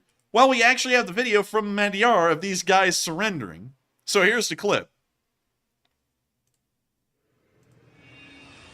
So we're going to be skipping forward past the intro. See them checking on them. Are you alive? Yes. I mean, you see them processing the prisoners right here. Also, correction, I forgot. Madyar's video was 8 minutes long of the surrender, so I actually had to pull it, and I replaced it with this one. So sorry about that. Wanted to make sure to make that clear. But when you see all of the soldiers right after they were captured, they're being bound and tied, so that way they can't see where they're going. They also can't escape either. And you know what? I just remembered. I did replace Madyar's 8-minute video, but this one also has Madyar in it. Sorry, y'all. I got that wrong. But anyways, and now the apotheosis of this action. 22 special officers of the special unit of the Russian Defense Ministry called Storm were injured and captured. We can also see them being processed right here on the film. Підрозділу спеціального призначення Міноборони Рашки під назвою «Шторм». These are the mercenaries who formed a unit in the middle of the 22nd year, specifically operation. 22-го року. Спеціально для участі у, як вони називають, спеціальній військовій операції. 22 killers are detained, and there is a certainty that they will no longer use weapons on Ukrainian soil. And when you see them continuing to be processed by Ukrainian soldiers, stripping their combat gear and everything else, and throwing down their weapons. Не застосовуватимуть зброю на українській землі. And with that, that's the end of that little clip. But great to see that they were able to capture, at least from that video, it says 22, but in the following video where they had gathered them all up, it looks like at least 50 Russian soldiers had been captured today in the area of Volodar due to a lack of weapons, food, and supplies. Meanwhile, in the city of Mariupol, we saw a Russian listening to some sick tunes. I've never seen anything this stupid before in my life, but now I have to force y'all to watch it as well. This guy's wearing sneakers, he's got a massive speaker, and he's in the middle of the burned out city of Mariupol.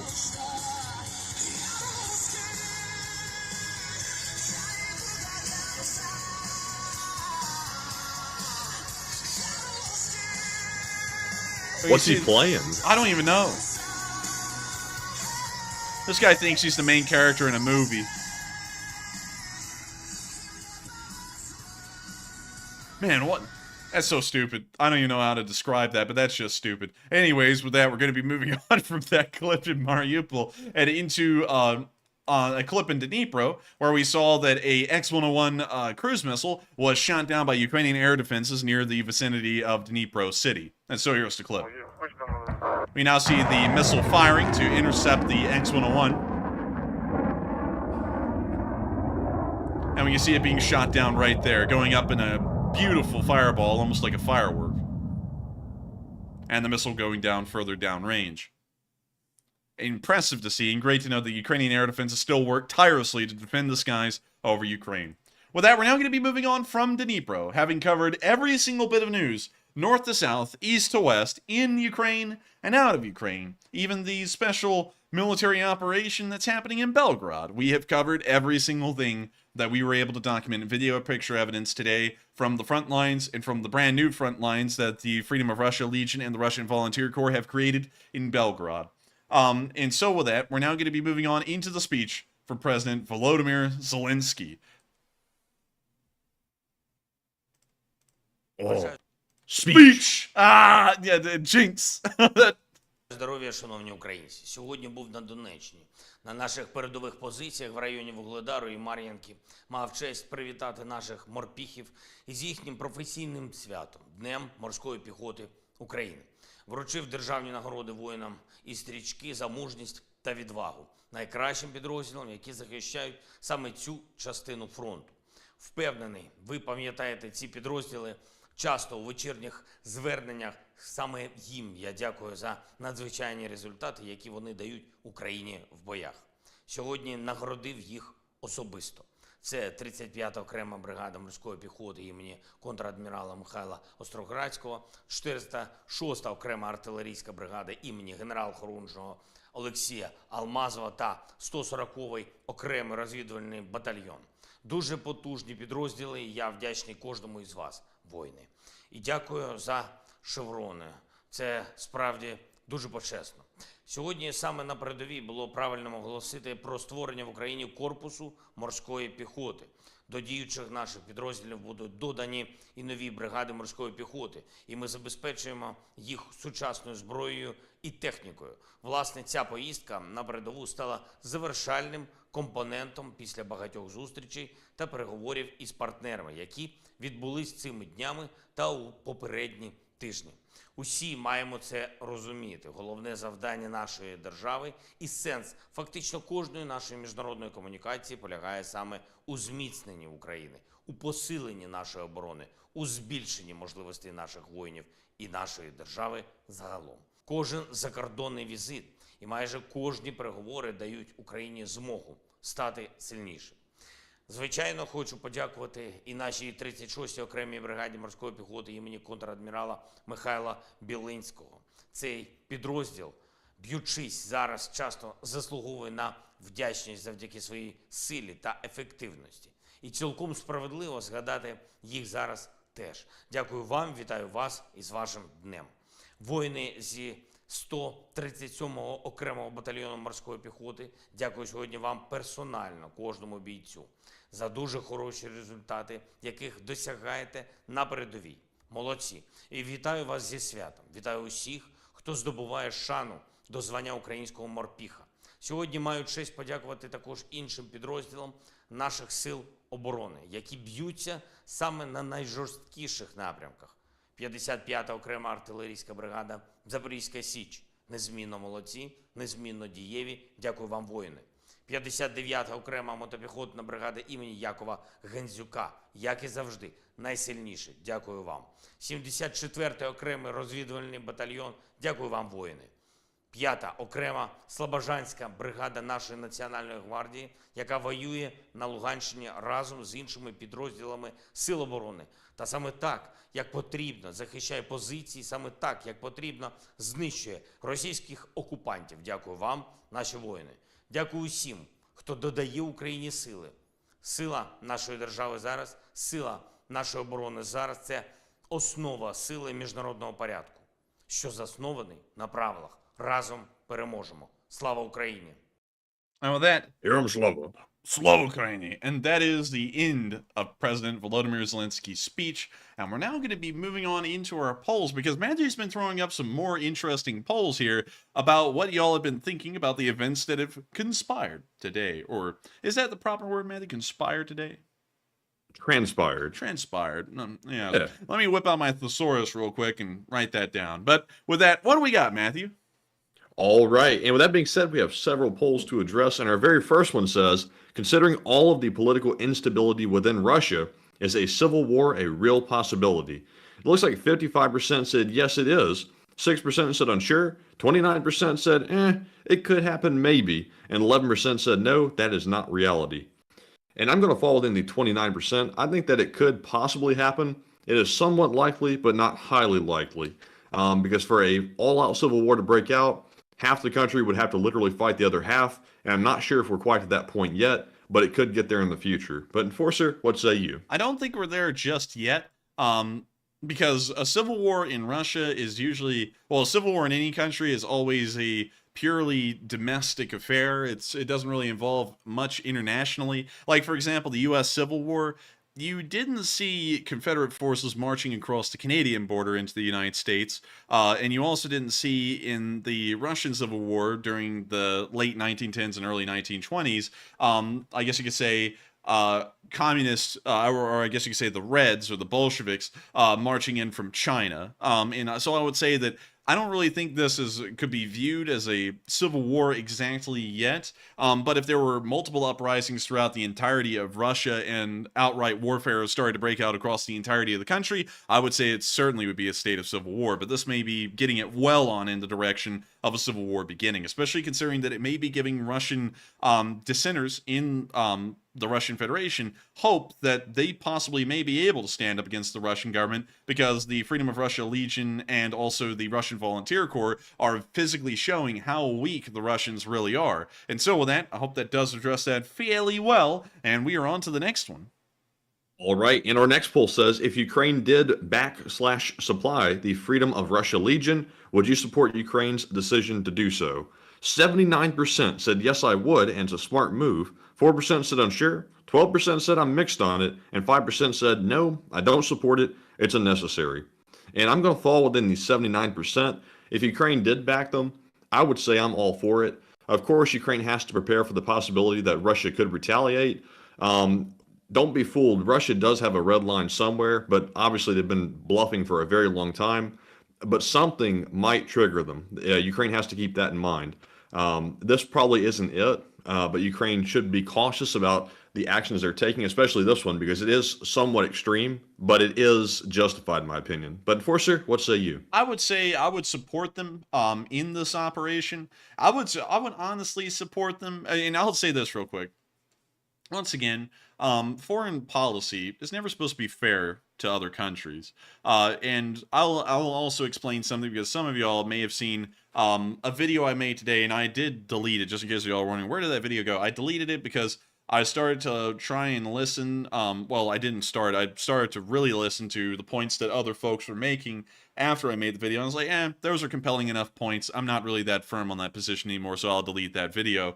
So that way that doesn't represent our official stance. But to explain my arguments that I was trying to make in that video, if the forces in Russia are waving Ukrainian flags, they're wearing yellow armbands, which would identify them under any other situation as Ukrainian forces. They have white crosses on their vehicles, which identify them as Ukrainian forces. They're dropping leaflets to the Russians in the area, telling them to surrender to the armed forces of Ukraine.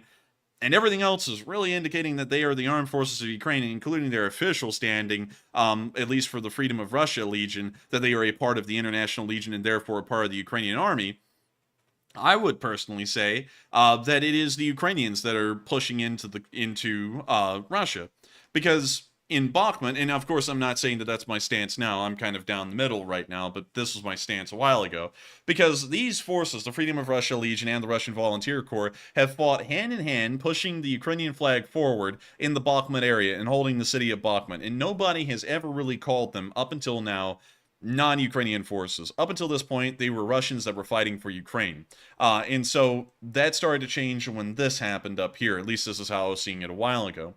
And honestly, while I've said it may not be a good decision because this will freak the Russians out all the way, I'm going to support Ukraine with really whatever they do. This is their war, after all, and they were the ones attacked. And so I don't really think it's reasonable for me to say what their response should be. That would be like me saying what the response should be to someone whose home had been broken into and there was a random burglar or a criminal wandering around in the dark.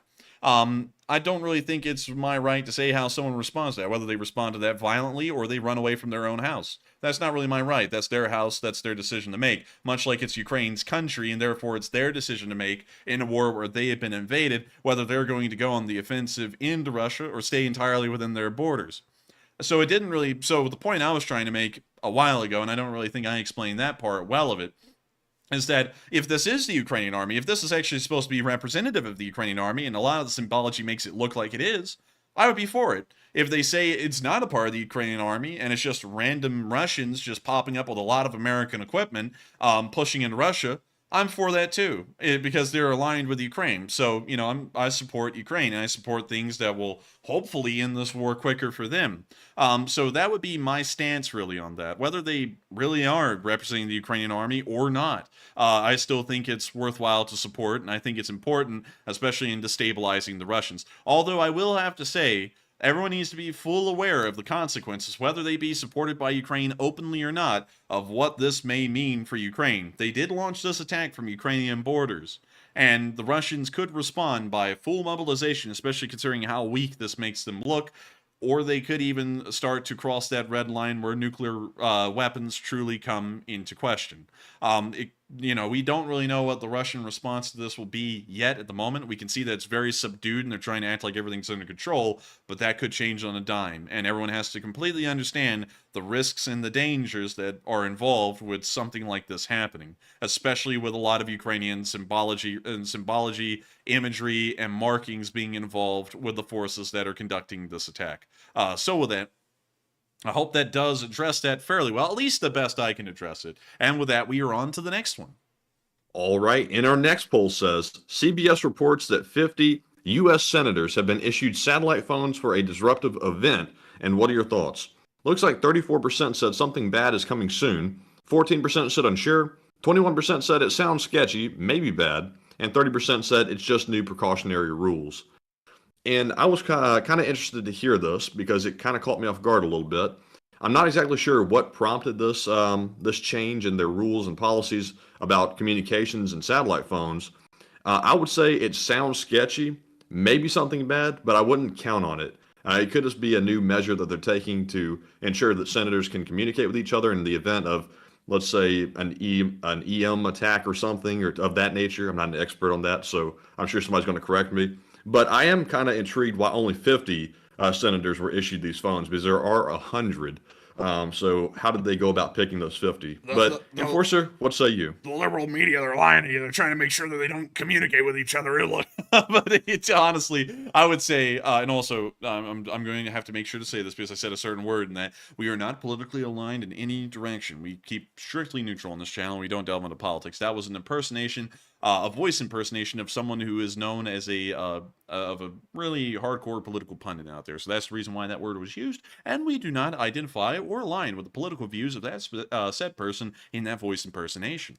Just making sure to put that out there. But as far as satellite phones being given to the senators, I have a feeling that may just be a response to what's going on around the world, not more so an idea that something bad's going to happen. Because if something bad was going to happen, I have a feeling they would have given satellite phones to 100 senators and around 454, if I got that number correct, representatives. Yes, it would seem like it, but I don't know. I really would like to know how they went about picking those 50, because it's kind of weird. How come only 50 were important enough to have, communication? Wait, 500. Wait, hang on. 435. Okay, it's 435. Sorry, I had to make sure I get that number correct because I know someone's about to become a number geek and tell me it's exactly this number. But anyways, it is very interesting here that only 50 of them got it. I don't know what's up with that 50. But apparently they decided that they're the only ones in the Congress that need the satellite phones, at least at the moment.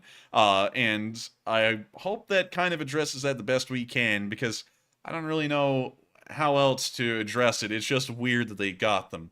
And also just to back this up a little bit, back in the day, and when I say back in the day, it was like last year, at the very beginning of this war, the state of New York actually funded a ad campaign on TV in their state advising people what to do in the event of a nuclear attack, and that was a year ago, and no nuclear attack has happened since. So just because these things happen doesn't mean that something is on the horizon, but it always throws up a little bit of concern. However, I will say this.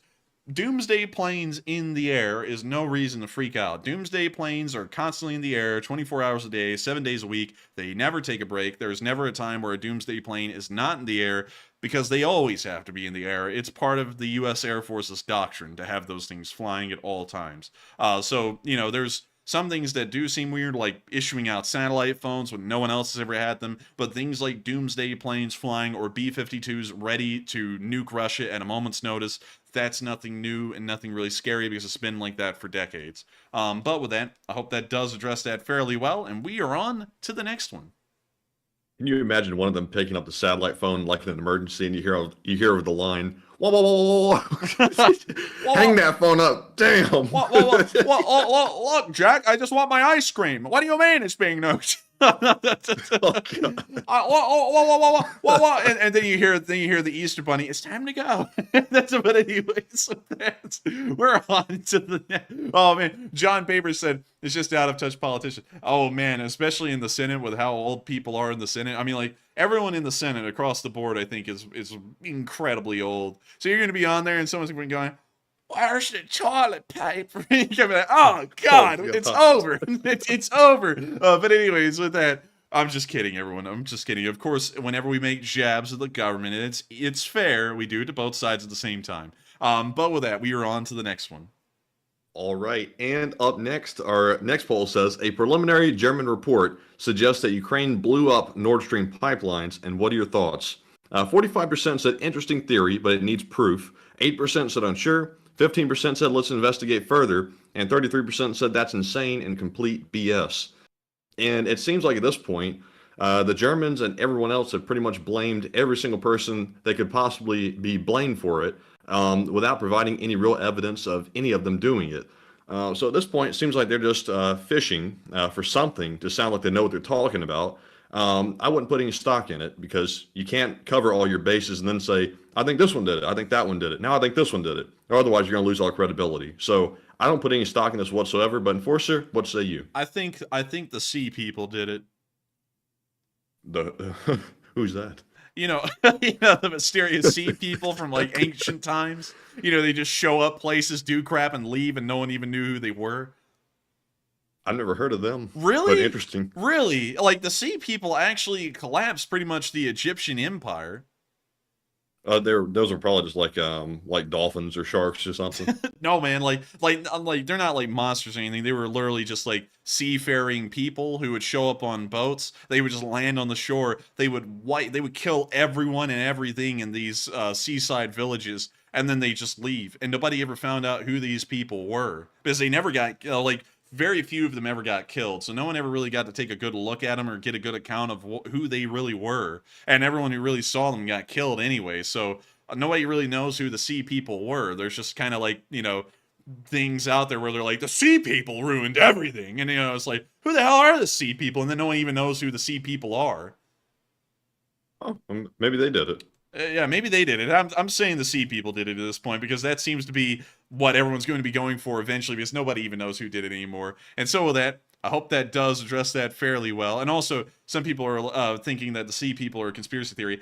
It actually was well documented back then, historically, in ancient times, that sea people existed. I mean, like, they terrorized pretty much the entire Eastern Mediterranean constantly. Like, even the Greeks talked about the sea people, and the Anatolians and the people who lived in the modern day Arabian Peninsula, even in Israel, talked about the sea people. Like, the sea people were just like a constant threat to everyone in the area, but nobody knows where they came from or anything like that. They would just show up, they'd kill everyone, they'd steal almost everything they could, and then they'd leave. And so everyone's always like, what the hell are the sea people? And some people go crazy with that, though. I'll say this. Of course, some people, because there's a lot unknown about them, always want to go psycho with them and say they were Atlanteans and they lived in an underwater city, which is straight up BS. How they were probably honestly like, well, they couldn't be from Crete, because that was a Greek thing. They're from somewhere. I mean, like, hell, probably Cyprus. Who knows? But nobody really knows where they came from or who they were. Hell, honestly, they may have just never lived anywhere. They may have been like the nomads of the sea. Like kind of like Seljuk Turks were in Siberia. Who really knows? But could be. And this, when you say the sea people, that sounds like it might be a good name for like a store that sells glasses and stuff. Yeah. Let me pull up the sea people. The sea people of the Bronze Age. So here they are. So, this one is one of the illustrations from, I believe it's one of the, I'm trying to think, it's like one of the tombs or something, in Egypt. Let's see, the Northern Wall, the Medinet Habu. Yeah, it's one of the palaces in Egypt. And this is one of the depictions of the sea people, showing up to the Egyptian coast. So they did exist. The sea peoples. Yeah, the sea peoples. No one really knows where they came from, like, again. But there is documentation of them like this right here that specifically talks about sea peoples. But nobody really knows anything about them. The Greeks don't even know about them. And the Greeks came around just a little bit after the Egyptians. They still existed then. They terrorized the Greeks as well. And still nobody knows anything about them. I think they were just like prehistoric pirates, nearly. Almost, they were like on the very fringe of anything being documented historically. But with that, I hope that, wait a minute, hang on. Did you notice, Matthew, that this turkey up here is doing an interesting little thing with its wings? Oh, dear. Oh, goodness. Oh, man. Oh, my God. Get it off the screen. Get it away. Get it off the stage. That's it, man. That eagle sat there and said, we need Lebensraum from the sea peoples. But anyways, with that, I didn't notice that until we left. But anyways, with that, we are on to the next one. All right, and our next poll says Iran is allegedly building a nuke facility so deep that airstrikes will be impossible. And what are your thoughts? 71% said not good, it needs to be stopped. 12% said unsure. 12% said I'm indifferent, it doesn't matter. And 5% said it's fine, Iran can do it. And I have a strong suspicion that this facility has probably been already built and in operation as we speak. This is probably late information because Iran is working on developing nukes. And aren't we allowed inspections to make sure they aren't breaking the agreement? We are, but they've denied the inspectors access, I believe, for a good while now. Yeah, I have a feeling that they've been using it already. So it needs to be stopped if it's not finished, but if it's already been finished, we need to find a way to blow that up. But Enforcer, what say you? I would say it doesn't really matter because you know the reality of the situation, Matthew. If they do that, the U.S. is going to come up with a super duper bunker buster 9000, Type 3 that will bust straight through a mile of the Earth's crust and then explode. So I don't really think it's going to be that concerning because we come up with something for everything. I mean, like hell, we were told that Matthew, we were told actually by Jay Bagwell, interestingly enough, and I think he's still here. We went shooting with him the other day, and that's how we ended up shooting the scars. He actually told us about this prototype shotgun shell that would fire out what I can only describe was like a Heat FS round that had its own fin stabilizers and everything, and it hit a wall and it would blow a hole in it. And that shows that we try and come up with something for everything. And I have a feeling that if that thing came around, we would find a way to have that thing blown up. Think of all the stuff like the Rapid Dragon, Matthew, like crap we don't even know about really that we then learn about that we have for every single situation. We would come up with something for that. So I don't really think it's that concerning, but it probably has been in use for a while. I'd imagine so. This is probably late news would be my guess. And so with that, I hope that addresses that poll fairly well. We're on to the next one. All right. And with that being said, we are fresh out of polls, so we're moving on to our Super Chat questions. And up first, we have a $200 donation, very generous, from Wes A. And thank you so much, Wes, for that support. Hey! Wes says, do you think that the Russian Volunteer Corps will stop at border checkpoints only to choke the supply lines into Ukraine?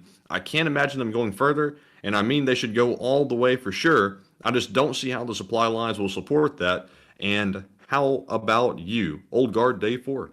And he is a true old guard, Matthew, by definition. A Day 4 old guard. So he was, real old guard, before we even changed what an old guard was. Because now you could be here before Day 30 and be an old guard, but you were a traditional old guard. To answer that question, I also thank you for the unbelievable, massive amount of support, Wes A. That helps this channel to keep on running. And without folks like you, it wouldn't be possible for us to run this channel, and we're greatly appreciative that you find this channel so worthwhile that you would support us that greatly. Really, it's more of an honor for your support to be that huge, and I thank you so much for finding that our channel be that valuable. And to answer that, I think the Russian Volunteer Corps actually has some higher sights because they did go all the way to Golovchino, and they did go to the nuclear facility as well, or at least they're fighting near it, around this area, we're supposing. But that is pretty far in. If we measure that out from the border checkpoint to Golovchino, they went 11 miles into Russia, and that's a pretty far distance. So I would say that they may be just holding that area to try and distract and send forces that way. That may be the case. But at the same time, they went so far, it's like, dang, they could go a little bit farther and be almost right outside of Belgorod, and they could cause a massive panic for the Russian government. So I'm not really sure at this moment. It does appear that they've stopped at Golovchino, at least for now.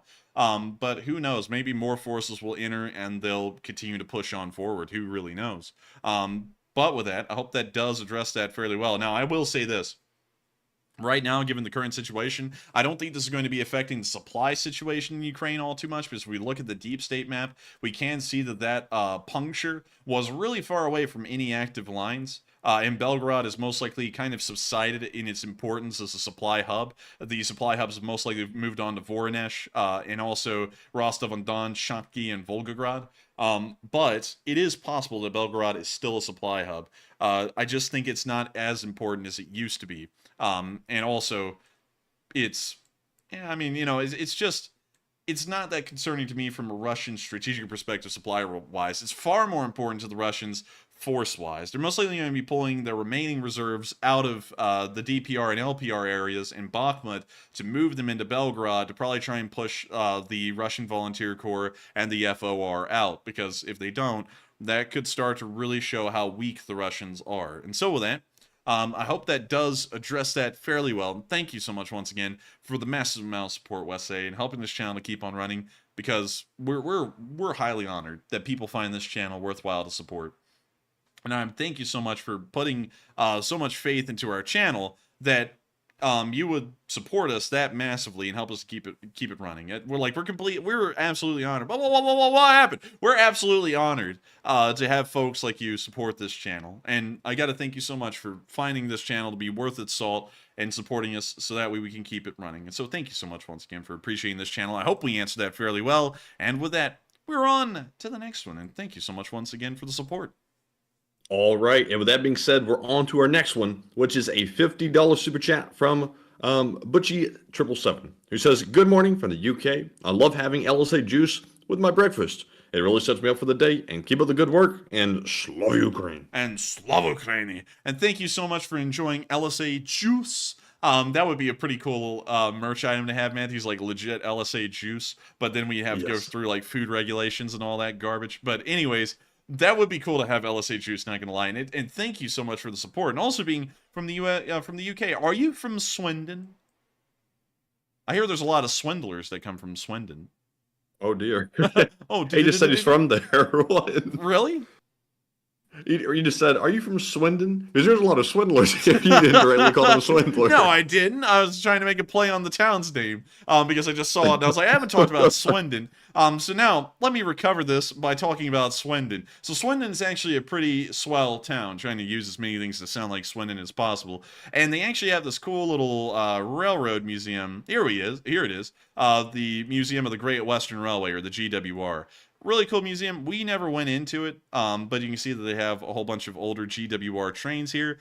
And I'm not going to lie, I haven't heard bad things about Swindon. I'm just kidding about the whole thing about, are you a swindler from Swindon? Nah, you and I both know those are people from Essex. But I still thank you so much for the support and helping this channel to keep on running, because this is really, Britain's a really cool place. And I also greatly enjoy that you really love to hear the juice from the LSA every single morning, and I thank you so much for supporting us and helping this channel to keep on running, so that way we can make sure to keep this juice rolling. And so with that, we are on to the next one, and thank you so much once again, and I hope we address that fairly well. And of course, I would like to make a legal disclaimer that we are not calling anyone from Swindon a swindler. If you watch this channel and you are from Swindon, you're just a downright rat teeth. I'm just kidding. There's nothing wrong with people from Swindon. There is absolutely nothing wrong with people from Swindon. However, I will say that people from Essex are questionable.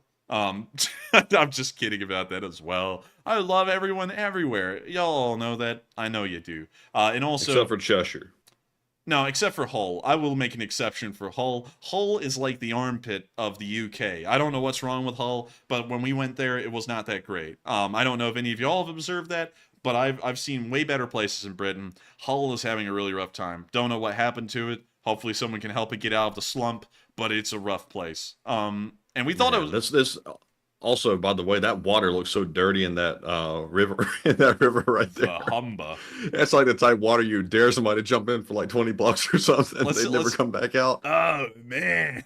Oh dear, that is nasty. Well, actually, what it is it's the silt from the rivers, the River Ouse and everything, kind of like filing out into here. Because that's why the Mississippi River's water also looks like absolute garbage. Because it's got silt in it, and it makes it brown, kind of like the Humber. You really don't think about it, but the Mississippi River is as wide as the Humber, almost the entire length of it. That makes the Mississippi River look clean, almost. No, I wouldn't say that, man. Do you... do you know how that might have been a little bit of a stretch? Yeah, do you know how nasty the Mississippi River is? I saw someone fall in there, Matthew, one time, and they crawled out and their skin was peeling off. Now, I would not fall into the Mississippi River. This place is horrendously gross. Like the Humber, though, I would fall in the Humber because at least I'd know I would somehow choke to death on dirt in that water before I drown to death. So with that, thank you so much once again for the support. I don't know why we're taking like shots at the UK. We'll take some shots in America once someone says they're from the USA, just to make it fair. But still, thank you so much once again. Oh yeah, we're taking the piss out of it, bro. Easy, brother. We're just taking the piss out of it, love. and so with that, Thank you so much once again for support. I hope you understand. We're just kidding. We're not being serious about any of that. And thank you so much once again for the support and helping this channel to keep on running. Also, I just want you to know we're like 90% British, at least ancestrally, so we can't make too much fun of it because that's where we actually come from. But with that, we are on to the next one. And thank you once again for support. All right, and with that being said, we're on to our next one, which goes to Mark, General of the LSA, yet again. This time he puts in a $40 donation, and he told me to scratch the comment. So I scratched it, it's gone. But thank you, Mark, so much for that support. And Enforcer, what say you? What the hell? Well, I thank you so much for the support, Mark, and helping this channel to keep on running. But I hate that you omitted your comment. I would have addressed it. I would have. But still, I thank you so much for the support, Mark. That kind of support does help this channel to keep on running, and we're always greatly appreciative to folks who enjoy this channel enough to find it worthwhile supporting. The only way that we keep this channel running. We run ad-free, we run sponsor-free, even on our short war summaries that come out every single day. There's not a single ad that runs on them. I don't really know if that's to their benefit or detriment at this point, because I don't really know what the algorithms is doing with those things anymore, but we still make everything ad-free, and thanks to y'all's support, we're able to make that possible so that way no one has to deal with the incredibly annoying ads when they get on those videos. You can just hop right into them. And so with that, thank you so much once again for the support, Mark, and helping this channel to be as unique and special as it is. And with that, we are on to the next one. Thank you so much once again for the support. All right, And our next one goes... merrily. Oh my God. Dear. We're going to hold off on that one I was about to read and go back over to this one because we have to read them in order. That's the rule. Mark, General of the LSA, puts in a 150 CA for Canadian. And I don't know why it took me a minute to think about that, but thank you, Mark, for the support. He says, let's assume this Belgorod thing was Ukraine approved, but the fig leaf of Russian partisans. The question is, what do they want to achieve? 1, troops for defense, or 2, PR against Russia, or 3, chaos? I would say all three at the same time. I think it is an attempt to pull Russian forces from other areas. It is also an attempt to use it as a PR stunt against the Russians to show how woefully undefended the border region is. And just to flesh that out into a little bit more detail, border region, greatly undefended. Russian partisans flow across the border like water. Russian public freaks out. Russian government now has to take army forces and move them onto the border in greater numbers to defend it, decreasing the amount of soldiers they have in Ukraine and making it easier for the Ukrainians to push them out. Also I guess you could say, making the fears less great in the public of the border once again being overrun, considering there'll be more forces there. And so I think that they're certainly meeting that PR criteria against the Russians, and chaos most certainly. I would say the chaos is certainly coming along with what's going on right now. There are people running everywhere. They're running like chickens with their head cut off in Russia because they don't really know what's going on, and the Russian partisans are moving forward relatively unopposed up until today, from what we can tell. So I think they are achieving all three of them. Now, whether the Ukrainians back them or not, and I'll say this, I support the Ukrainians either way it goes. Whether they back them or not, it's one thing or the other to me. Well, it's not really one thing or the other to me. It's really one and the same thing. If they support them, great. Hopefully they know the risks that comes along with that. If they don't support them, great. Hopefully they know the risks that also come along with that. But I would say, and let me make sure to address this right, and let me make sure to get back on track on that. I would say if it was approved, like we would hypothetically be saying, it is most likely to achieve all three of those things, because it would strategically benefit the Ukrainians, and also I would have to be honest, if I did have to make a statement, I'm still going to stay neutral on this, but if I did have to make a decision, I think I'd still have to pick my one that they're Ukrainian supported, because they're using equipment that the Ukrainians gave to them. They're also an official part of the Ukrainian armed forces, at least the Russian the Freedom of Russia Legion is. They were an official part of the Ukrainian army, and you can't dissociate them once they're a part of the Ukrainian army. They've been a part of the International Legion since they actually existed. They were founded by Ukraine, and so it would make no sense to say they're no longer Ukrainian. It's kind of like saying, let me think of some group. It's like saying that the Mujahideen wasn't U.S. backed.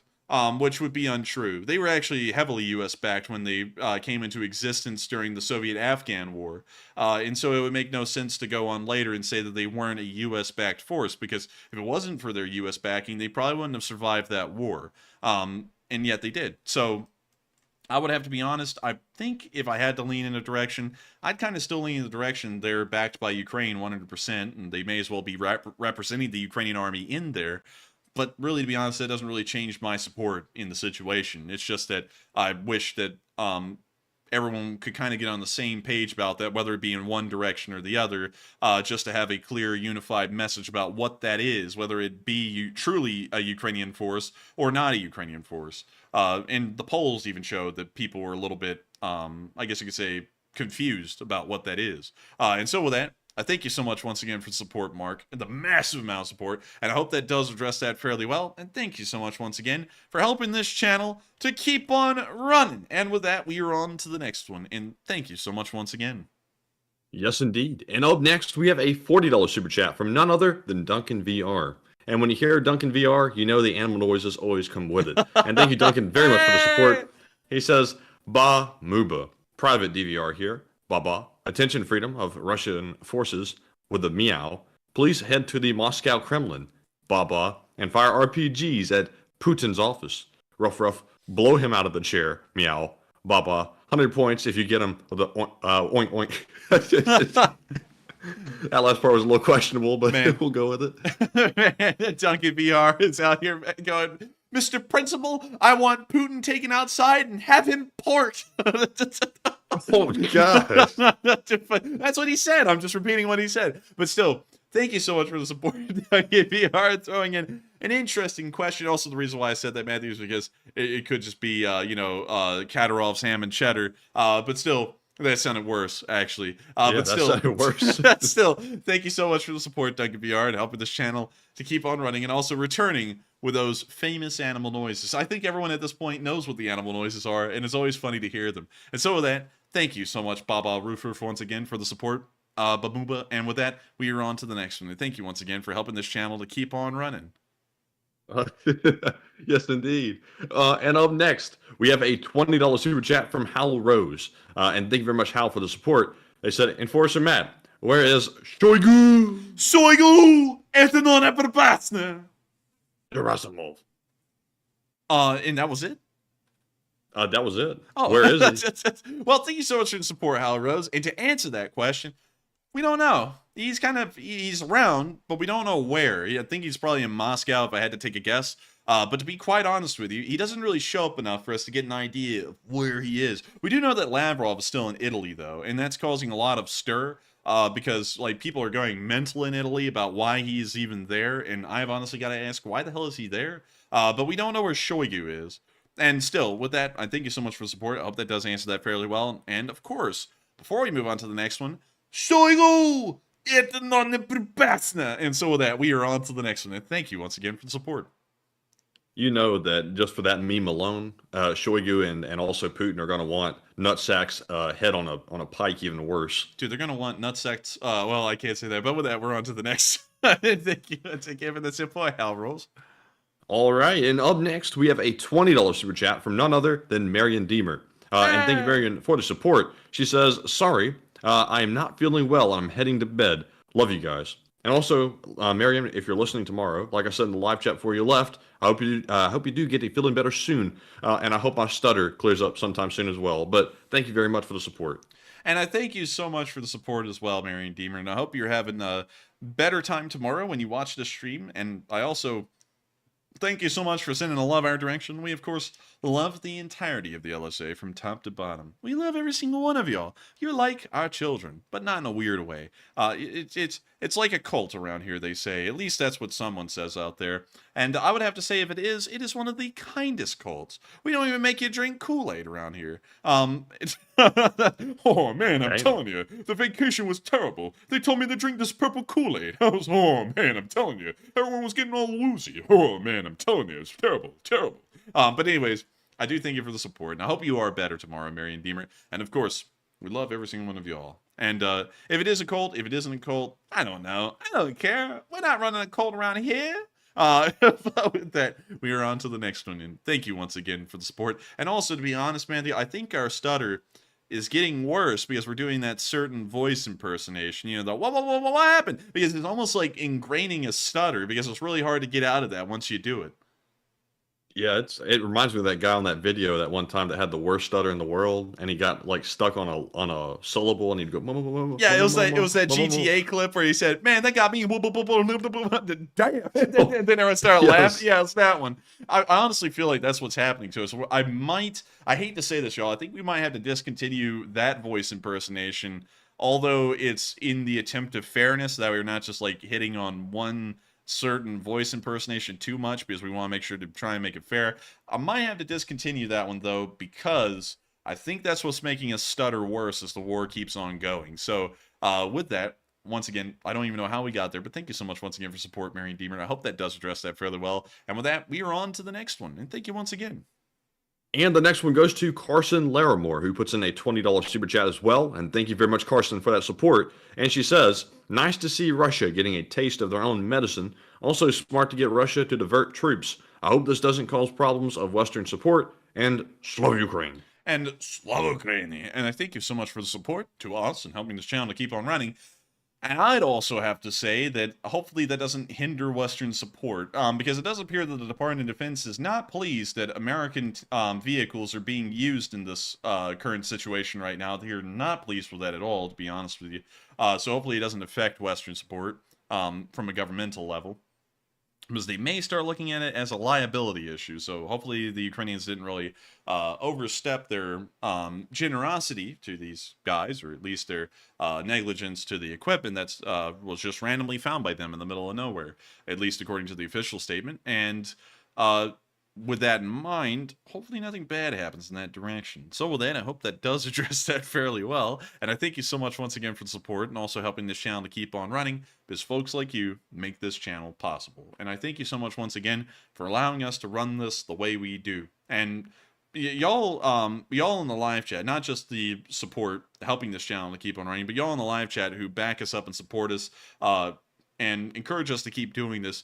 Y'all help us to make this possible. And I was actually reminded of a fun story the other day that had almost fallen in completely into the rear recess of my mind, you see, because I was actually asked by a viewer, his name's actually Jay Bagwell. He's in this live chat a pretty good bit sometimes. He asked us what our favorite moment, what our, like, defining, prideful moment of this channel was. And we gave him our answers. And then he said that his favorite moment was when we had come back from the 2 copyright strikes that had been wrongfully placed on the channel, and we got them appealed.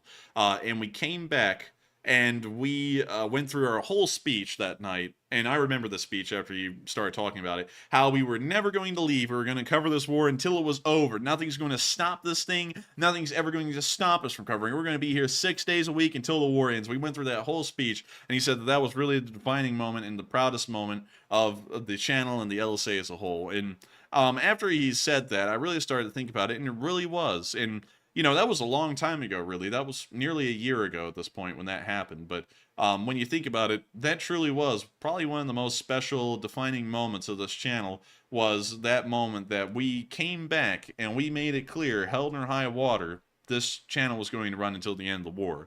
And I've got to say, I thank you all so much for being here ever since then, even during those troubles when we couldn't run a stream for 2 days, and being with us still, because it really made me nostalgic for the very early times in the war last year, when that happened. And I was thinking that was really crazy, and honestly, that was so hyped up, and it was so filled with fervor when we did it. And I remember it was really like a warm moment to think about, because I was like, man, we got on that stream, and that was probably one of our most hyped up and exciting streams, especially like the whole like locker room speech we gave about how we weren't going to ever quit and how we're going to keep this thing running.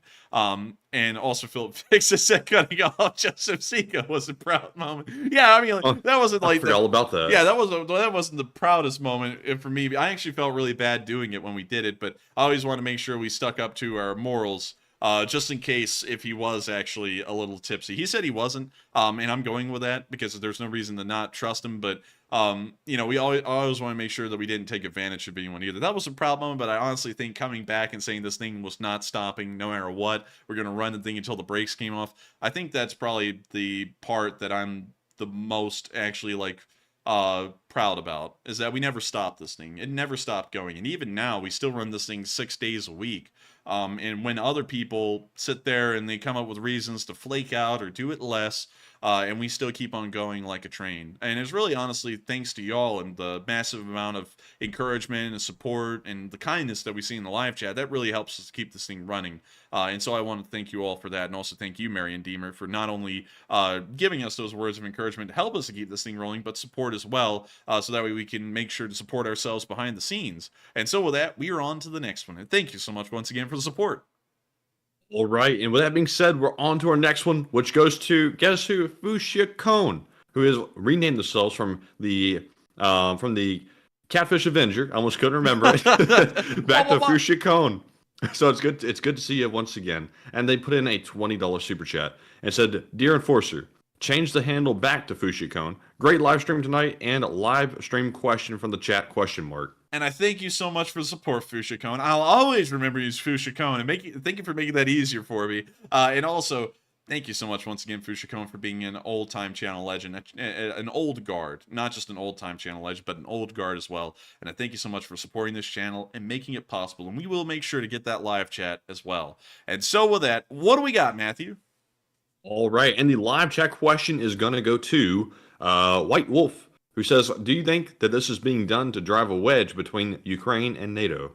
I don't think so, because it seems to be honest in intention. So I don't really think this is meant to drive a wedge in between NATO. I think this is more so a strategic attempt to have the Russians disproportionately realign their forces into different operational theaters. Or out of nerd talk, which sounds just stupid in my opinion, they're trying to move Russian forces out of Ukraine into the border region so that way they're not doing anything and the Ukrainians go up against less Russians in the field in Ukraine. So with that, I hope that does address that fairly well. And we are on to the next one. And thank you once again. And also, just so that way all of the buttholes out there who really get caught up in the flash words, y'all just heard me go into flash words. I can do it. Or the buzzwords, I guess you could say. I can go into buzzwords. I opt not to because it sounds stupid, in my opinion. And so with that, I hope that does address that live chat fairly well. And with that, we are on to the next one. And the next one goes to Cindy Mitchell yet again, who puts in a $20 super chat. And thank you very much, Cindy, once again for the second support. And she says, "Thank you guys for the plucking of the U. Tucker had seen the Snake Island stamp on my desktop, so I know the history. And Tucker is proud to be LSA. And we're proud to have him as LSA." And we're proud to have him as LSA as well. It's also really cool to hear that he knew the story. And I was very lucky to remember that story because I remember hearing about it years ago. But still, thank you so much once again for support. Really cool to hear y'all also got those stamps. And with that, we are on to the next one. And thank you so much once again for helping this channel to keep on running once more. Also, let's see here. Also, Hoodoo Texas said, "Please no more left-handed shooting, guys. No wonder you burned your arm." What the hell are you talking about? I'm left-handed. What am I supposed to do? Fire it right-handed? I actually did try. I'll be honest with y'all. Let me go to that real quick, Matthew, because I want to show that. So, we all took a shot at firing this thing. It's truly a nightmare. Are we going to get copyrighted for those? No. No, this is our video. But here's me firing a Tommy gun. Yeehaw! Can I fire it like this? Sure. Also, some of y'all may be wondering, why am I firing it at the hip? It's because it weighs like 40 pounds. It's like a sack of corn in weight. So it becomes... Excuse me. Oh, excuse you. I didn't even know what the hell you did right there, but excuse you. But, sneeze. But it's also really hard to shoulder a Tommy gun as well because the stock is oddly shaped. It almost seems like it should naturally, just by the way it's designed, be placed under your arm. But anyways, gonna let the video continue.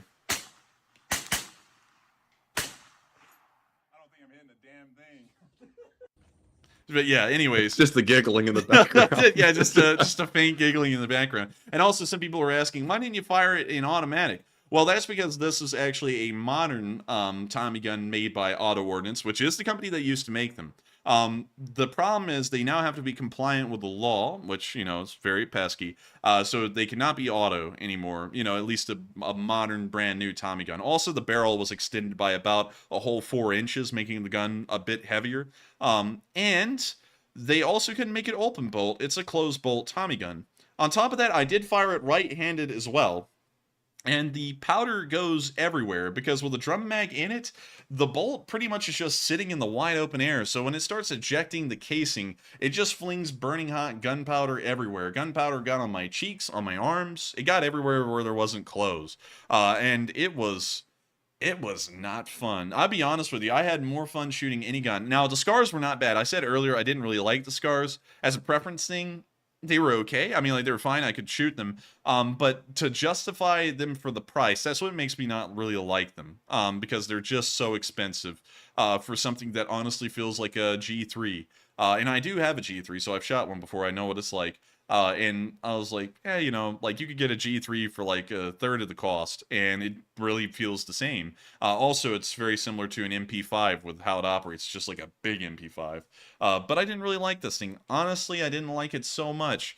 We might not ever make a gun review video on this thing, or if we do, it may be scathing, because it was bad. I mean, like, there was really no other way to explain it. And on top of that, it was a nightmare to get that drum mag out. We had to sit around, all 4 of us, because there was 4 of us here at this range.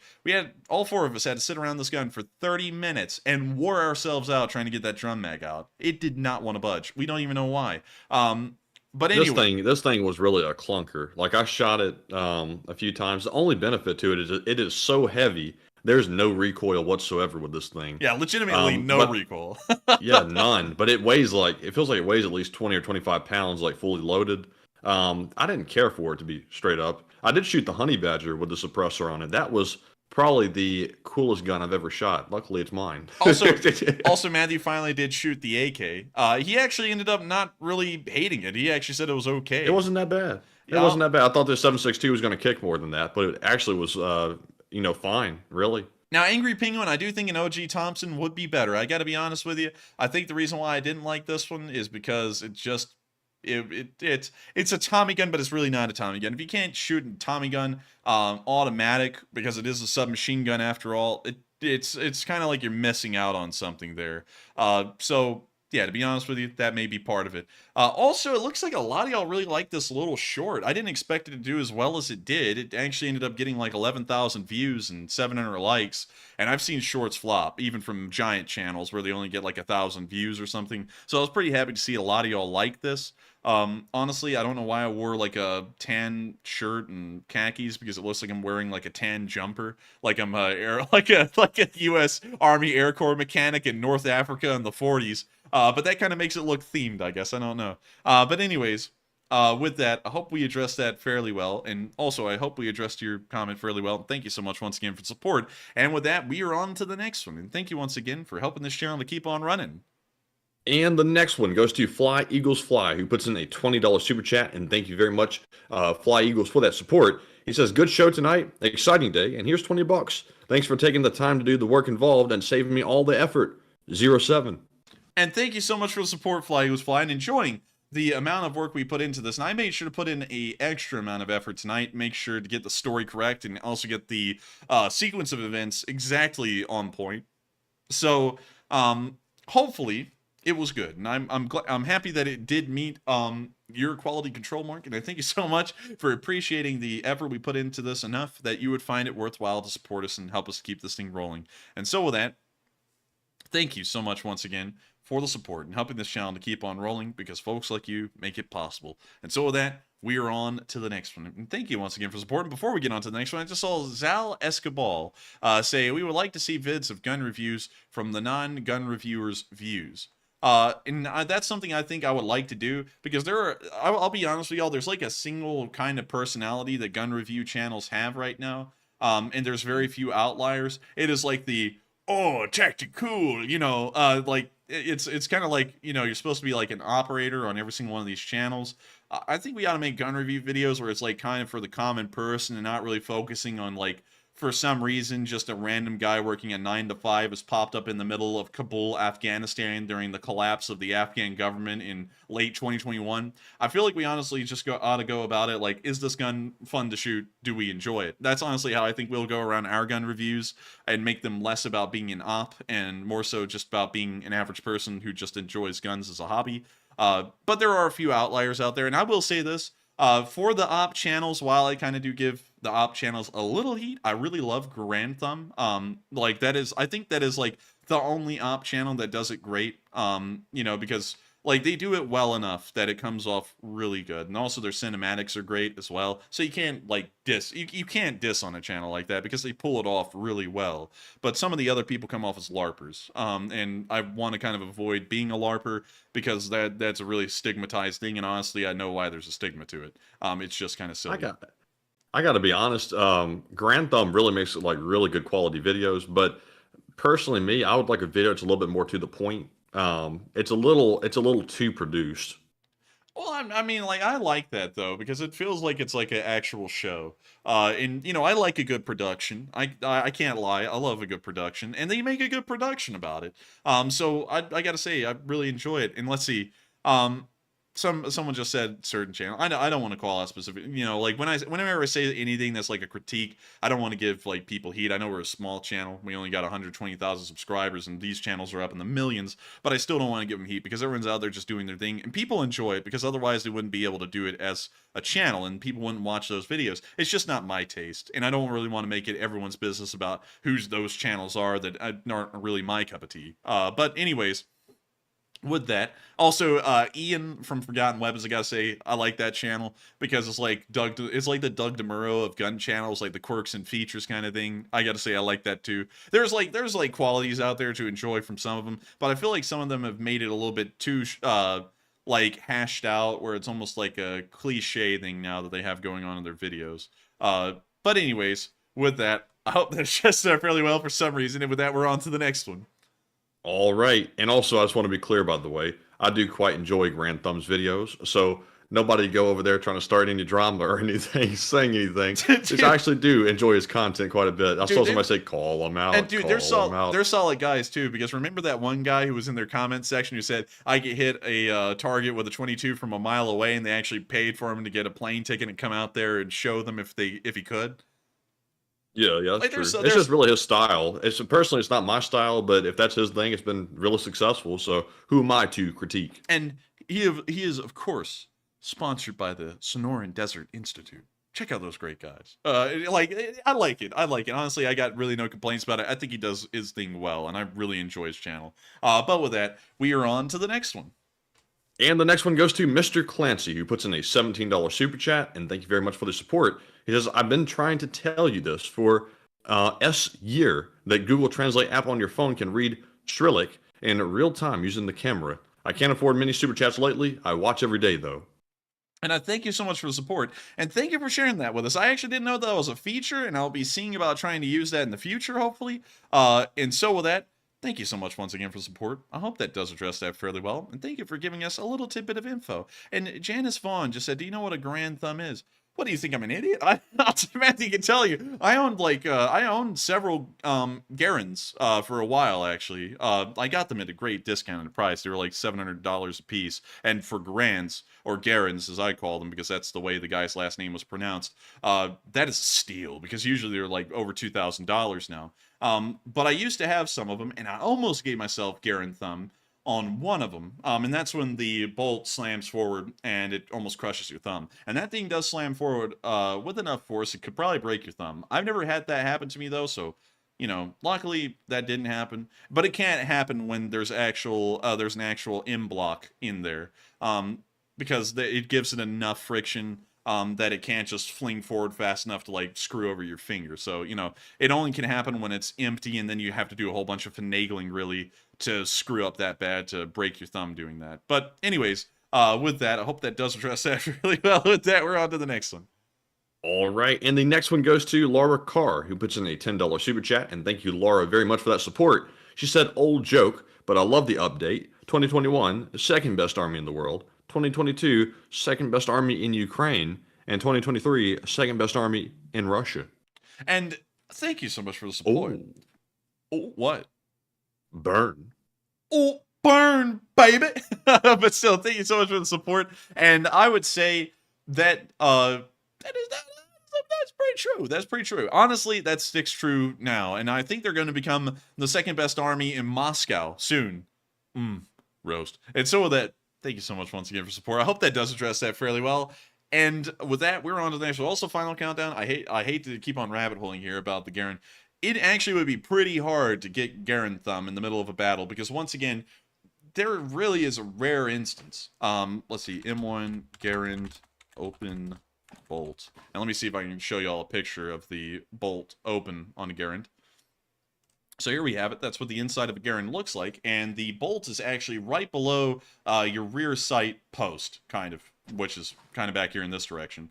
And so this is the open area. And that little thing right there that kind of looks like an I-beam piece of steel is actually what you put the in-block clip on, and you push it down. And when that thing gets down far enough, the bolt is released, and it flings forward. Well, it doesn't really fling forward with the in-block in there. It just kind of falls forward, and sometimes you actually have to push the little operating rod forward so that way the bullet will actually chamber and the gun will go into battery. It's impossible really to get Garen Thumb with your in-block in there because the bolt doesn't fly forward with enough force, and also it's dealing with too much friction to actually do that. The area, pretty much the, I guess you could say, if we want to call that the magazine, we're just going to call it that for this purpose. The magazine would pretty much have to be empty, and you would have to take your thumb and push down on that spring for the bolt to release with no friction, and then it'd fling forward and break your thumb. That's really the only way I could see that happening. And I don't even know if it happens all the time on that too, because sometimes it doesn't fling forward with enough force, and it just really pinches the hell out of your thumb from what I've heard, and doesn't break it every time. But it is a little bit of a hazard. Still, I love the Garand. I actually thought it was a really good rifle when I had some. I honestly like the 1903 a little bit better for accuracy reasons, but the Garand's a great rifle if you ever wanted to have one for the hell of it. But with that, hope that does address that rabbit hole again fairly well. And with that, we are on to the next one. All right, and the next one goes to Junebug72, who puts in a $10 super chat. And thank you, Junebug, very much for the support. She said, "Hi, please take a question from the chat. Thank you, and slow Ukraine. I will be preoccupied until our move is over, and miss y'all." And we miss you too, and we hope that you have a good move. Now, we will make sure to get a live chat question, and I thank you so much for supporting this channel and helping us to keep it running, because viewers like you make it possible for this stream to run each and every night. And make sure to have a nice move as well. And so with that, let's get on to the live chat. All right, and the live chat goes to Hoodoo, Texas, who says, "Did you fire from the correct right-handed position? Lefties complain a lot shooting weapons that were intended for right-handed shooting." And I think we might have actually addressed that earlier, but it is nice to be right-handed, I have to say, because it's not nice when that brass is jumping out on your arm that we saw yesterday. But Enforcer, what say you? I did shoot it from the right-handed position. I still ended up getting gunpowder on my left hand, which was holding the vertical foregrip at the front. There was still a little bit of gunpowder that got on that one. Not as much, though, but it was noticeable. And also it got on my face, too. I don't know what it was, but that thing just loved to fling gunpowder everywhere. And it was burning hot when it flung it out. So with that, I hope that does address that fairly well. And I also thank you so much once again for the support. Also asking an interesting question. And with that, we are on to the next one. And the next one is going to go to... Dang, son! I was going to go to Psyops, who puts in a $10 super chat. Let's see. That's an interesting one. Let me copy that and paste that into the Discord. Oh, it's going up to review. I don't know what's up with you, man, but you're not saying the typical stuff tonight. You're freaking me out, man. You're waking me out. Oh, let's see here.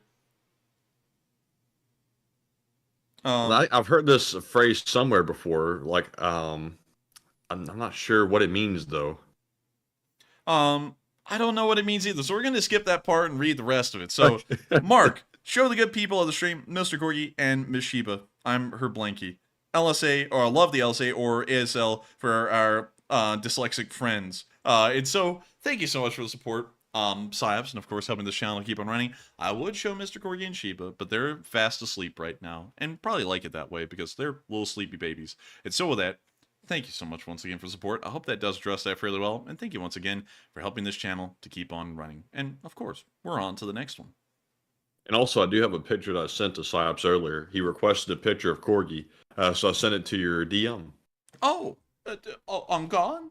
Can you delete the old message from him real quick? Yeah, let me get rid of that one. Just in case if it is on. There we go. All right. Oh, the little miso he in the sleeping bag. That's his favorite. He's been in that. Yes. The Leaf Spring Army sends its regards. Hello? Testing, testing. Testing, testing, testing. I've been disconnected. They're patching us back in. What's happening? I think we're back. Yeah, Can you hear me now? I think we're back now. One second. Let me start streaming again. I don't know what happened, man, but I just got violently flung off the internet. Like, it literally flung me off immediately. OBS disconnected and everything, and somehow I was able to get it all back on and hopefully not show anything security related on air. So, hopefully that was all done without a hitch.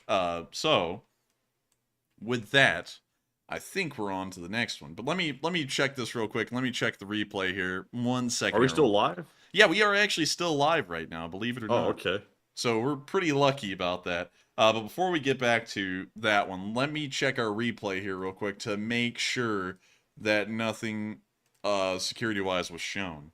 So let me see here. That was weird. That was odd. I don't know what caused that, but it flung me off the internet. Okay, good. Nothing security-wise was shown. We're very lucky in that regard because I had to fling up our whole like Wi-Fi thing and start combing through it real quick to get back on the internet. But there was a little picture of Mr. Corgi. As soon as we showed it, the internet died. But there he is in the little sleeping bag. And what I was about to say before the internet so rudely interrupted me is this reminds me, Matthew, of that like comedy thing where it's like, he's been a good prisoner today, and so he gets to sit in the canoe. You know, that thing? Oh, that reminds me of that. It's like, Mr. Corgi has been a good dog today, and so he gets to be put in the sleeping bag. And look at him. He's so happy in there. Hey, he always gets in that bag. He loves it. It's probably the most slobbered on piece of fabric in the world at this point. Yeah. And so with that, thank you so much once again for the support, Sives. So I hope you enjoyed this little picture of Monsieur Lurk that we sent you, because we always love our little baby Monsieur Lurk. And so with that, we're on to the next one. And thank you once again for support and helping this channel to keep on running. All right, and like Psyops said, I think Corgi just broke the internet, literally. But moving on to our next one, we have a $10 super chat from KG, who says, "Pretty sure this Belgorod incursion is Ukraine giving the middle finger and giving shit right back to the Russia, like Russia did with their little green men malarkey back in 14. Karma is a." And I gotta tell you, man. You'd use that many cuss words again. I'm telling you, that was a lot. But still, thank you so much once again for the support. No swearing on this channel. We never say anything swear word wise. I'm just kidding. But still, thank you so much for the support. And I'd agree, it is kind of a bit of a taste of their own medicine in a way. And I'm sure the Russians are really loving it. I bet you they're loving it. And so with that, thank you so much once again. I hope that does address that fairly well. And with that, we are on to the next one. And thank you once again. All right. And up next, we have another $10 super chat from KG, who says, "I've said this before, and once again, Russia won't surrender ever. It'll take marching into Russia, Kremlin, to scare the population enough to put pressure on the regime to stop the war." Whoa, hey, cool it with that. Whoa, dang, that's pretty extreme. I think they probably will end the war, to be honest with you. I think they probably end it once they got pushed out of Ukraine, because there wouldn't really be anything to fight for. So, and also no, Jim, you cannot say that. We don't really like folks saying that. But I would say they probably will end the war once they get pushed out of Ukraine. I wouldn't have that much of a doubt that they would, because the sanctions are hurting them, as far as being a modern country goes. And so with that, thank you so much once again for the support. I hope that does address that fairly well. And with that, we're on to the next one. And thank you once again. And the next one goes to Frequency Harmonic, who puts in a $10 super chat and says, "We're wrong on the Russian losses. Ukrainian General Staff says that the 200,000 includes dead and wounded, and from the Kyiv Post, quote-unquote, Ukraine claims Russian losses have exceeded 200,000 killed and wounded, and what are your thoughts?" I would have to say that is not the case because when they passed 100,000, Zelenskyy made an address and said 100,000 Russian soldiers had been killed. On top of that, we also know that in Wagner losses alone, the Wagner has lost nearly 40,000 killed. That's according to Prigozhin himself. So that means that the Wagner unit would almost, going off of a like 2 or 3 to 1 wounded to killed ratio, would pretty much be making up all of the killed that the Russians have ever sustained in that war. So I would have to say it only counts killed, and on top of that, Minus Rus understands that to be the same, and it believes that that is only counting the number of Russian soldiers killed and is not counting the number wounded, and they add on their own wounded soldiers to their figures on Minus Rus. And so with that, I thank you so much for the support. I hope that does address that fairly well, at least from how we see it. And with that, we are on to the next one. And the next one goes to Jack, who puts in a $10 super chat. And thank you, Jack, for the support. He says, did anybody else see the quickly redacted photos of the U.S. Moab bunker buster? It definitely looked to be nuclear. I did not see that, actually. Probably because they were quickly redacted. So with that, Was that part of Thug Shaker Central and Jack the Dripper? Maybe so, maybe. But with that, I thank you so much for support. I hope that addresses that fairly well.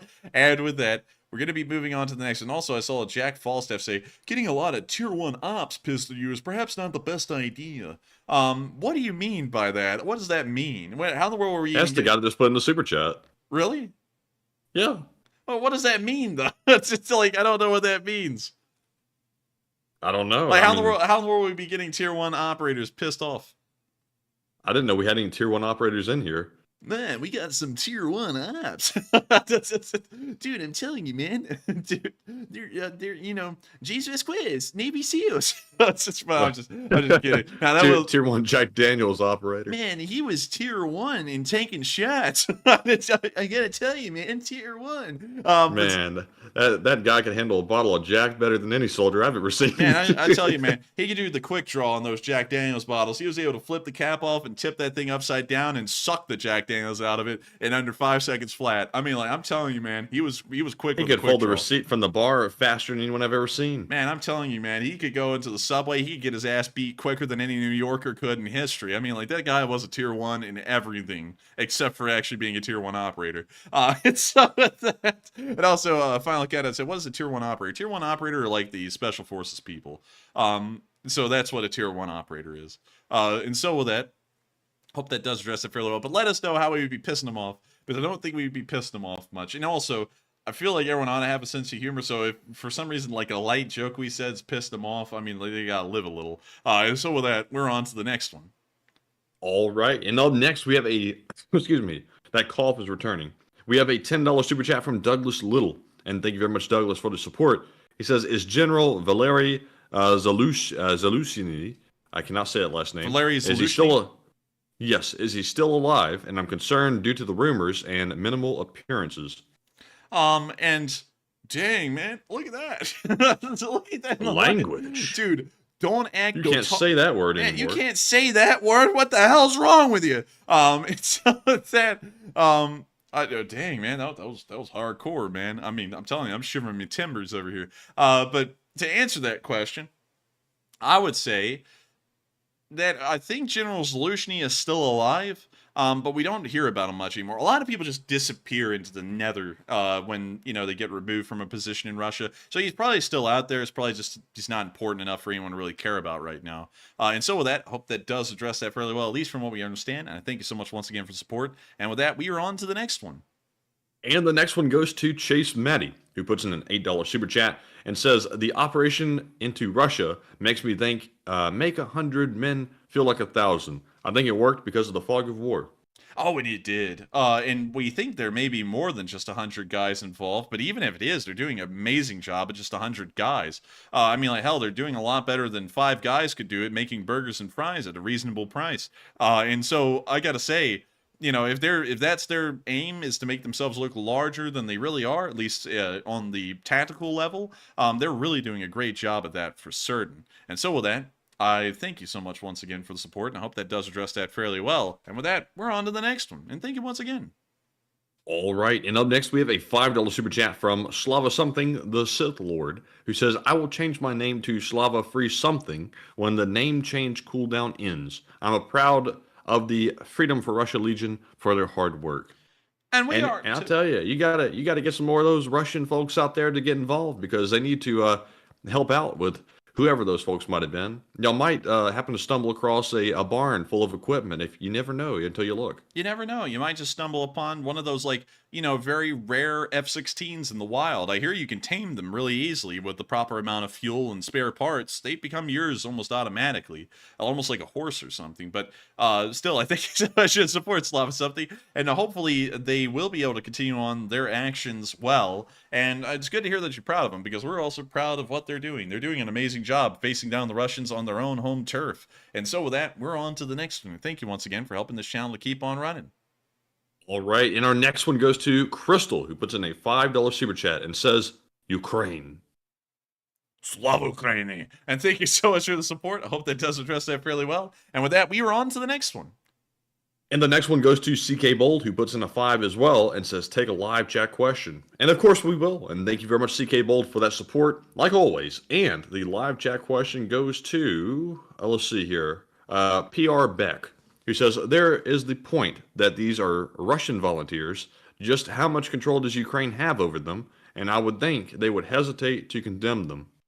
They actually have absolute control over the Freedom of Russia Legion. They are an official part of the International Legion of Ukraine, which makes them a territorial defense force that falls directly under the command of the Ukrainian Ministry of Defense. So they have complete control and authority over the actions of the Freedom of Russia Legion, at least on paper. The Russian Volunteer Corps, at least officially as well, also falls directly under the command of the International Legion of Ukraine, which once again is a territorial defense force, which also falls directly under the command of the Ukrainian Ministry of Defense. So once again, they are directly under the command and control of the Ukrainian Armed Forces, or the Armed Forces of Ukraine. So on paper, they actually do control both of them completely, and are also largely charged with arming them and also fielding them in combat. So it makes it really hard, considering that both of them are official members of the International Legion, to say they're not affiliated with the Ukrainian Armed Forces, considering that that legion was formed by presidential decree to be a new part of the Armed Forces of Ukraine. So it does make it very difficult on a technical level to try and dissociate them from the Armed Forces of Ukraine. And that's why yesterday in the Short War Summary, my title initially said Ukraine makes massive gains, because officially, while they may be Russian nationals, they are a part of a unit that is an official part of the Ukrainian Armed Forces, therefore making it the Ukrainian Army. But with that, I hope that does address that fairly well. And I thank you so much once again for the support. And with that, we are on to the next one. And the next one is a $5 super chat from Mamba Mentality, who says, Legion Force should stay out, fortified their positions with trenches and dragon's teeth, what Putin is going to do, and missile strike heck out of Belgorod. And I thank you for the support. Sadly, I don't really know how all those go together, but I would say it would be probably beneficial at this point for the Freedom of Russia Legion to dig in where they are and probably wait for the Russian onslaught to reach their way. I'm sure they'll be able to take care of a good amount of them before they get inevitably pushed back, most likely. If we're going off of the number that it's maybe 100 guys, they will eventually get pushed back, but it probably would take the Russians a little bit to do that, maybe a few days or maybe a week or two. So with that, I hope that does address that fairly well, and I thank you so much once again for support. And with that, we are on to the next one. And the next one is another super chat from Douglas Little. This time he puts in a $5 super chat, and he says, have you heard anything about the rumors of that general that he asked about earlier? No, sadly, I have not. We haven't heard about Shoigu or General Zelenskyy, really in any major way. They kind of hide in the background nowadays. And so with that, thank you so much once again for support. I hope that does address that fairly well. And with that, we are on to the next one. All right, and up next we have a $5 super chat from Psyops. He says, please look up images of the fat-tailed sheep. Please don't show them to Kadyrov, Don. We're going to pull up the fat-tailed sheep, Don. Let's pull it up. Let's take a look at. Oh my god. Oh my god. Dude. Man, that I can't see it. Man, that thing's got a whole dump truck on. God. That is gross. Oh, goodness. That's bad. Yeah, we don't want to show that to Kadyrov. I think you have a field day with that, to be honest with you. Get it off the screen. Boo! Get it off the away. stick. Dude, look, they gave this one a wagon for its tail. Tail wagon. Yeah, that's it. Well, with that, thank you for the support, Simes. I hope that addresses that fairly well. And with that, we're on to the next one. And thank you once again for the support. I gotta say, I wish I had not seen that because I feel like that's gonna stay in my mind for a long time, and I really don't want that in the forefront of my mind. But up next, we have a $5 super chat from Frequency Harmonic. He says, "Think Tank Rusi says Ukraine is losing 10,000 drones per month due to improved Russian EW and." Oh goodness! Do you think that Ukraine can win if it has no counter to this? I haven't. Wait a minute. Did that person just believe that 10,000 drones are being shot down a month? The think tank thinks that. I have to be honest with you. I'm going to call cap on that on Gaji because 10,000 drones being shot down a month. How many is that a day? Like let's figure out that number. Let's see. 10,000 divided by 30. So they're saying that 333 Ukrainian drones are being shot down a day. Do you really believe that? Because I don't. They don't even have that many drones airborne each day, most likely, even the smaller kinds. So I would heavily doubt that they have 10,000 losses a month. So I have a feeling they'll be just fine because those numbers are straight up BS, really. But with that, thank you so much once again for support. I hope that does address that fairly well. With that, we're on to the next one. All right, and up next we have an $8 super chat from Mark, General of the LSA yet again, and thank you, Mark, for the support once more. He says, "Just tossing this in to annoy y'all." Oh, thank you so much for the support, I'm Mark. so annoyed. You know, it's always weird. Mark will be like, "I'm just throwing this in to annoy y'all," and he's like literally supporting our livelihood here and helping us to do our job. And I'm like, "Hey, I'm not annoyed at all. Keep it coming." But still, thank you for the support, Mark, and trying to annoy us. But we are more than happy to have you supporting our channel so that way we can keep this thing running. Of course, I must always make this clear because for some reason our haters act like this is a negative thing, but this is the only way we run our channel. We don't run ads or sponsors, so we don't really monetize this whole thing. It's really down to y'all if y'all find this channel to be worthwhile to support or not, and how much y'all want to support us with. So that's really the only way we run this channel. And that's also why we thank each and every one of y'all and call out We call them out individually because, you know, each amount of support is important to us and it helps us to keep this thing rolling. So that's why we always do it that way. And, you know, that's why we thank each and every one of y'all, because if it wasn't for folks like y'all, we wouldn't be able to keep this thing going at all. And so we're greatly appreciative to each and every one of y'all who make it possible. So it doesn't annoy us at all. And I thank you so much once again, Mark, for helping this thing to keep on running. And so with that, we are on to the next one. And thank you once again for the support. All right, and our next one goes to JJS Corfable, who puts in an $11 super chat. And thank you very much, JJS, for the support. And he says, "Just to support you guys." And thank you so much, JJS, for just supporting us, because just supporting us helps us to keep this thing running, and it means a lot to us. The Observer said, "Got to keep the lights on." That's one thing that's funny, is that also, you know, another thing, and this one actually was a bit of a critique. He says he's keeping the lights on, but he lives in his parents' basement. I was like, I heard that, and I was like, you know what? That's not honestly an honest critique.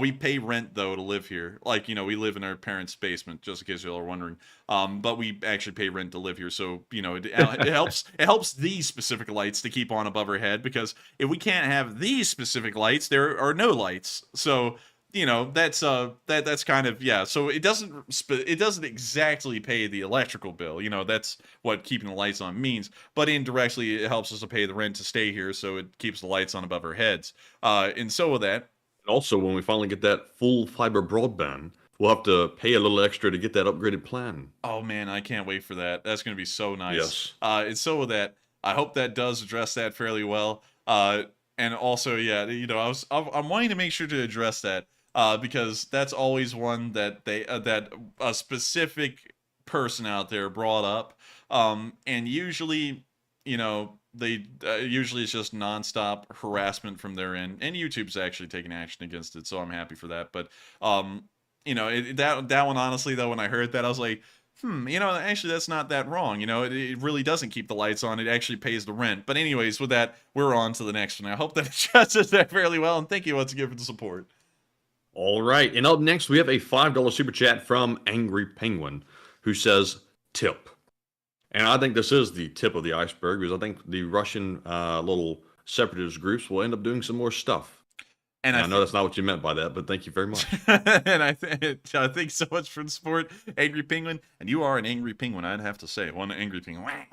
And so with that, thank you so much once again. I hope that does address that fairly well. And with that, we're on to the next one. All right, and up next we have a $5 super chat from Randy Tosto, who says, Kool-Aid, I've been drinking coffee. And thanks for the best history lesson on Ukraine ever. Thanks, Enforcer Brothers, for everything. And thank you. Oh, wait, was it over yet?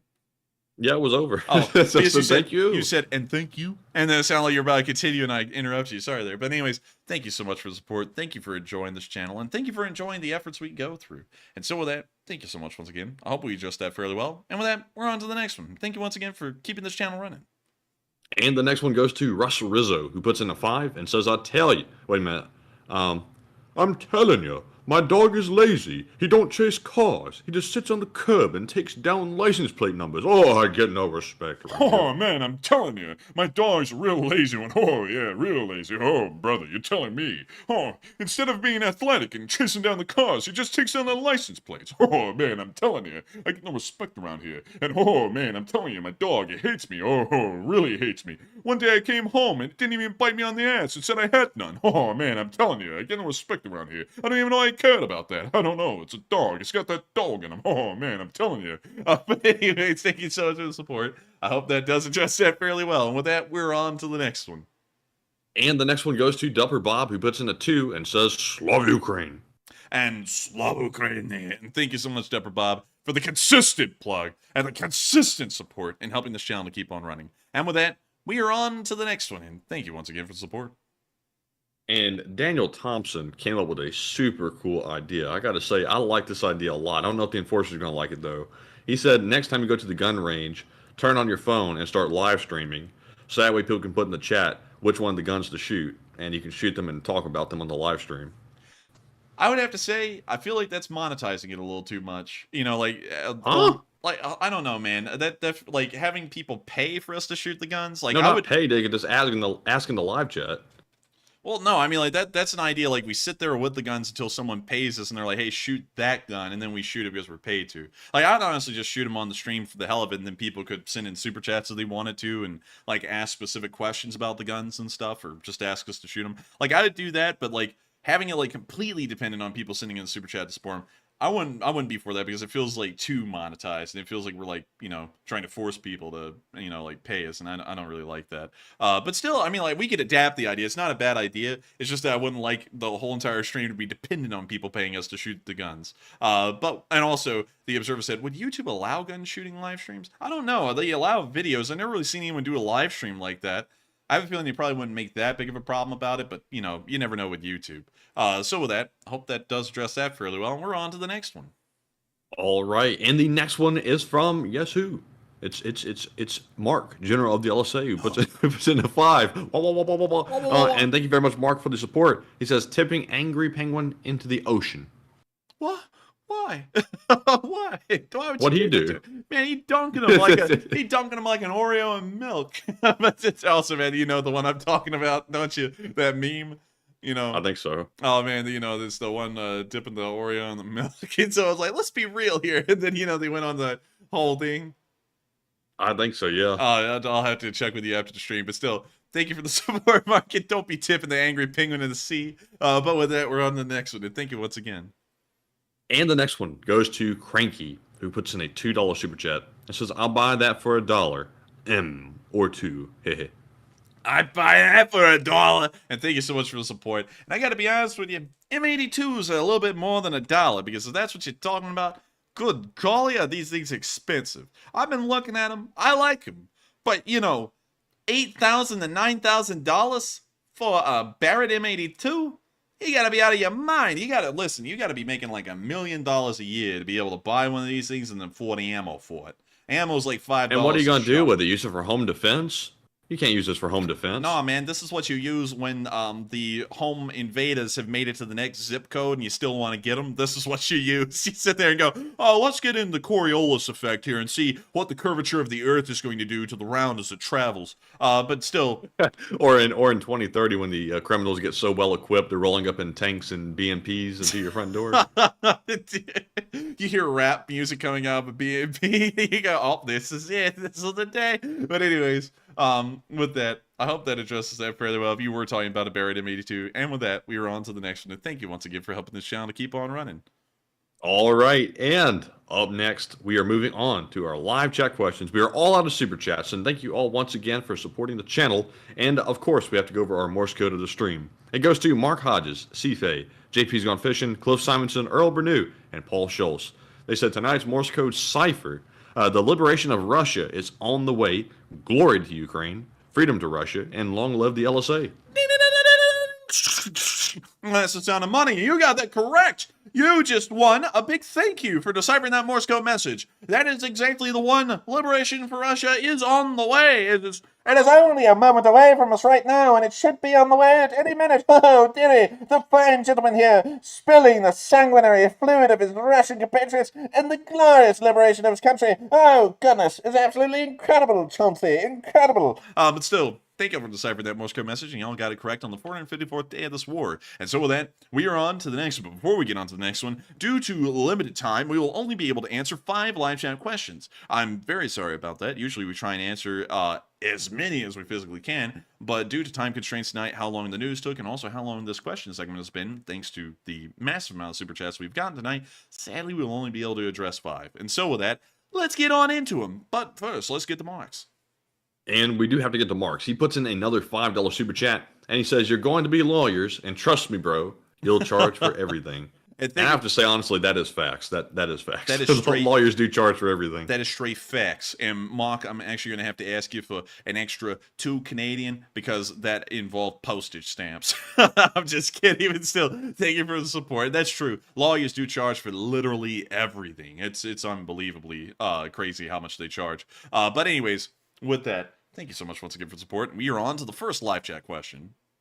All right, and the first one is going to go to N. Hansen, who says, I'm thinking this is to distract the Russians from where Ukraine intends to start their counteroffensive, and what are your thoughts? Oh, I certainly think that's a point as well. I mean, you know, everyone always wants to act like it is a single unified point that something happens.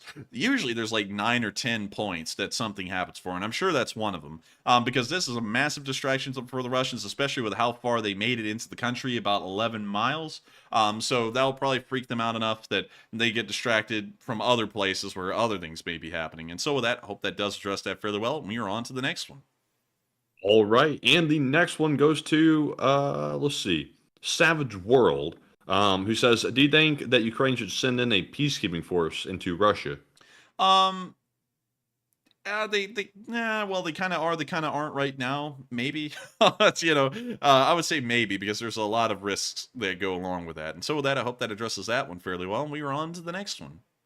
All right, and the next one is going to go to, let's see here. Let's see. Looking for one that is very unique. David Huss, who says, what are your thoughts if Russia evacuated all of their nuclear weapons, or the Russia militia just became a nuclear power if they overrun the base? If they overrun the base, they probably will get nuclear weapons. I'm going to be honest with you, that's going to freak everyone out a lot, even, the United States, because having random people in possession of nuclear weapons, even if it is taking them out of the hands of Russia, is always a very scary situation. So it really is really weird. They may be able to do that if the nukes weren't evacuated, but they may have been able to move them out. We haven't really gotten a clear story as to what happened to those, though. And so with that, I hope that does answer that fairly well. And we are on to the second to last question of the night.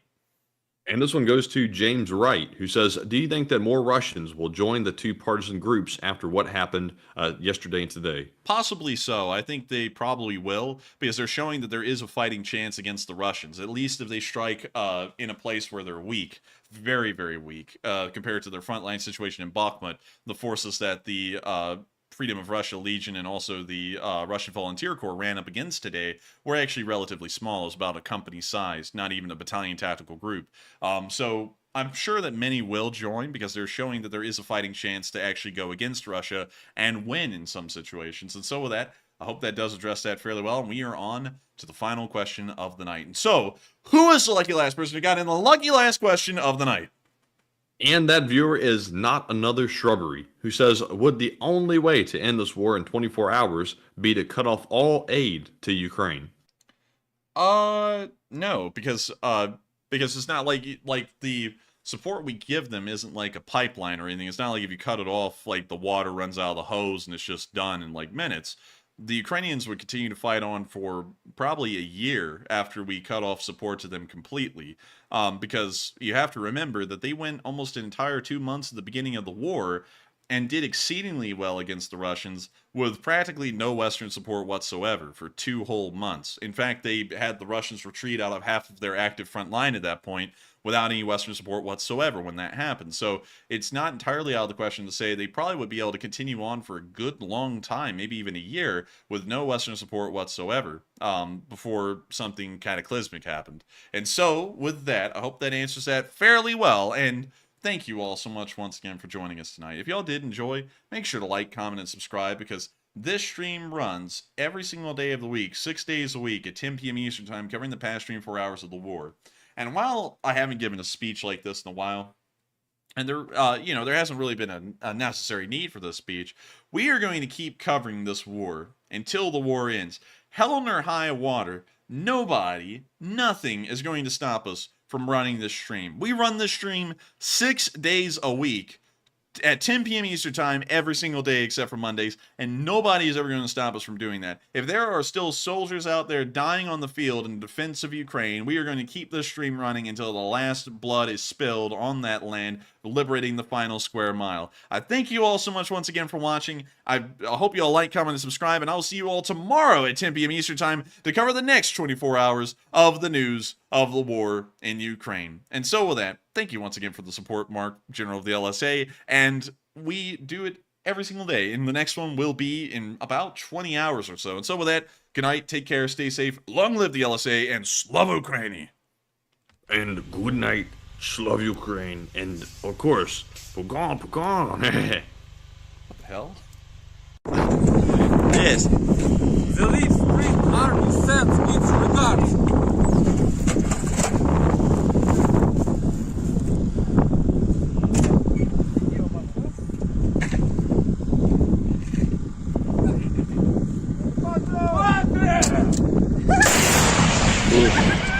Русский военный корабль. Предлагаю сложить оружие и сдаться.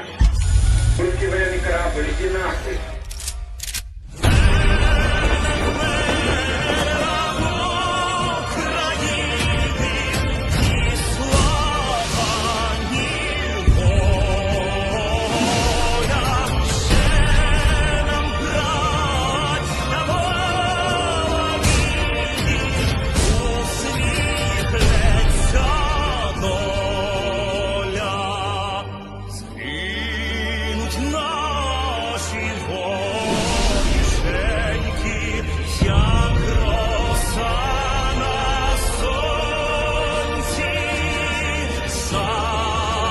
Шануєм і ми, браття,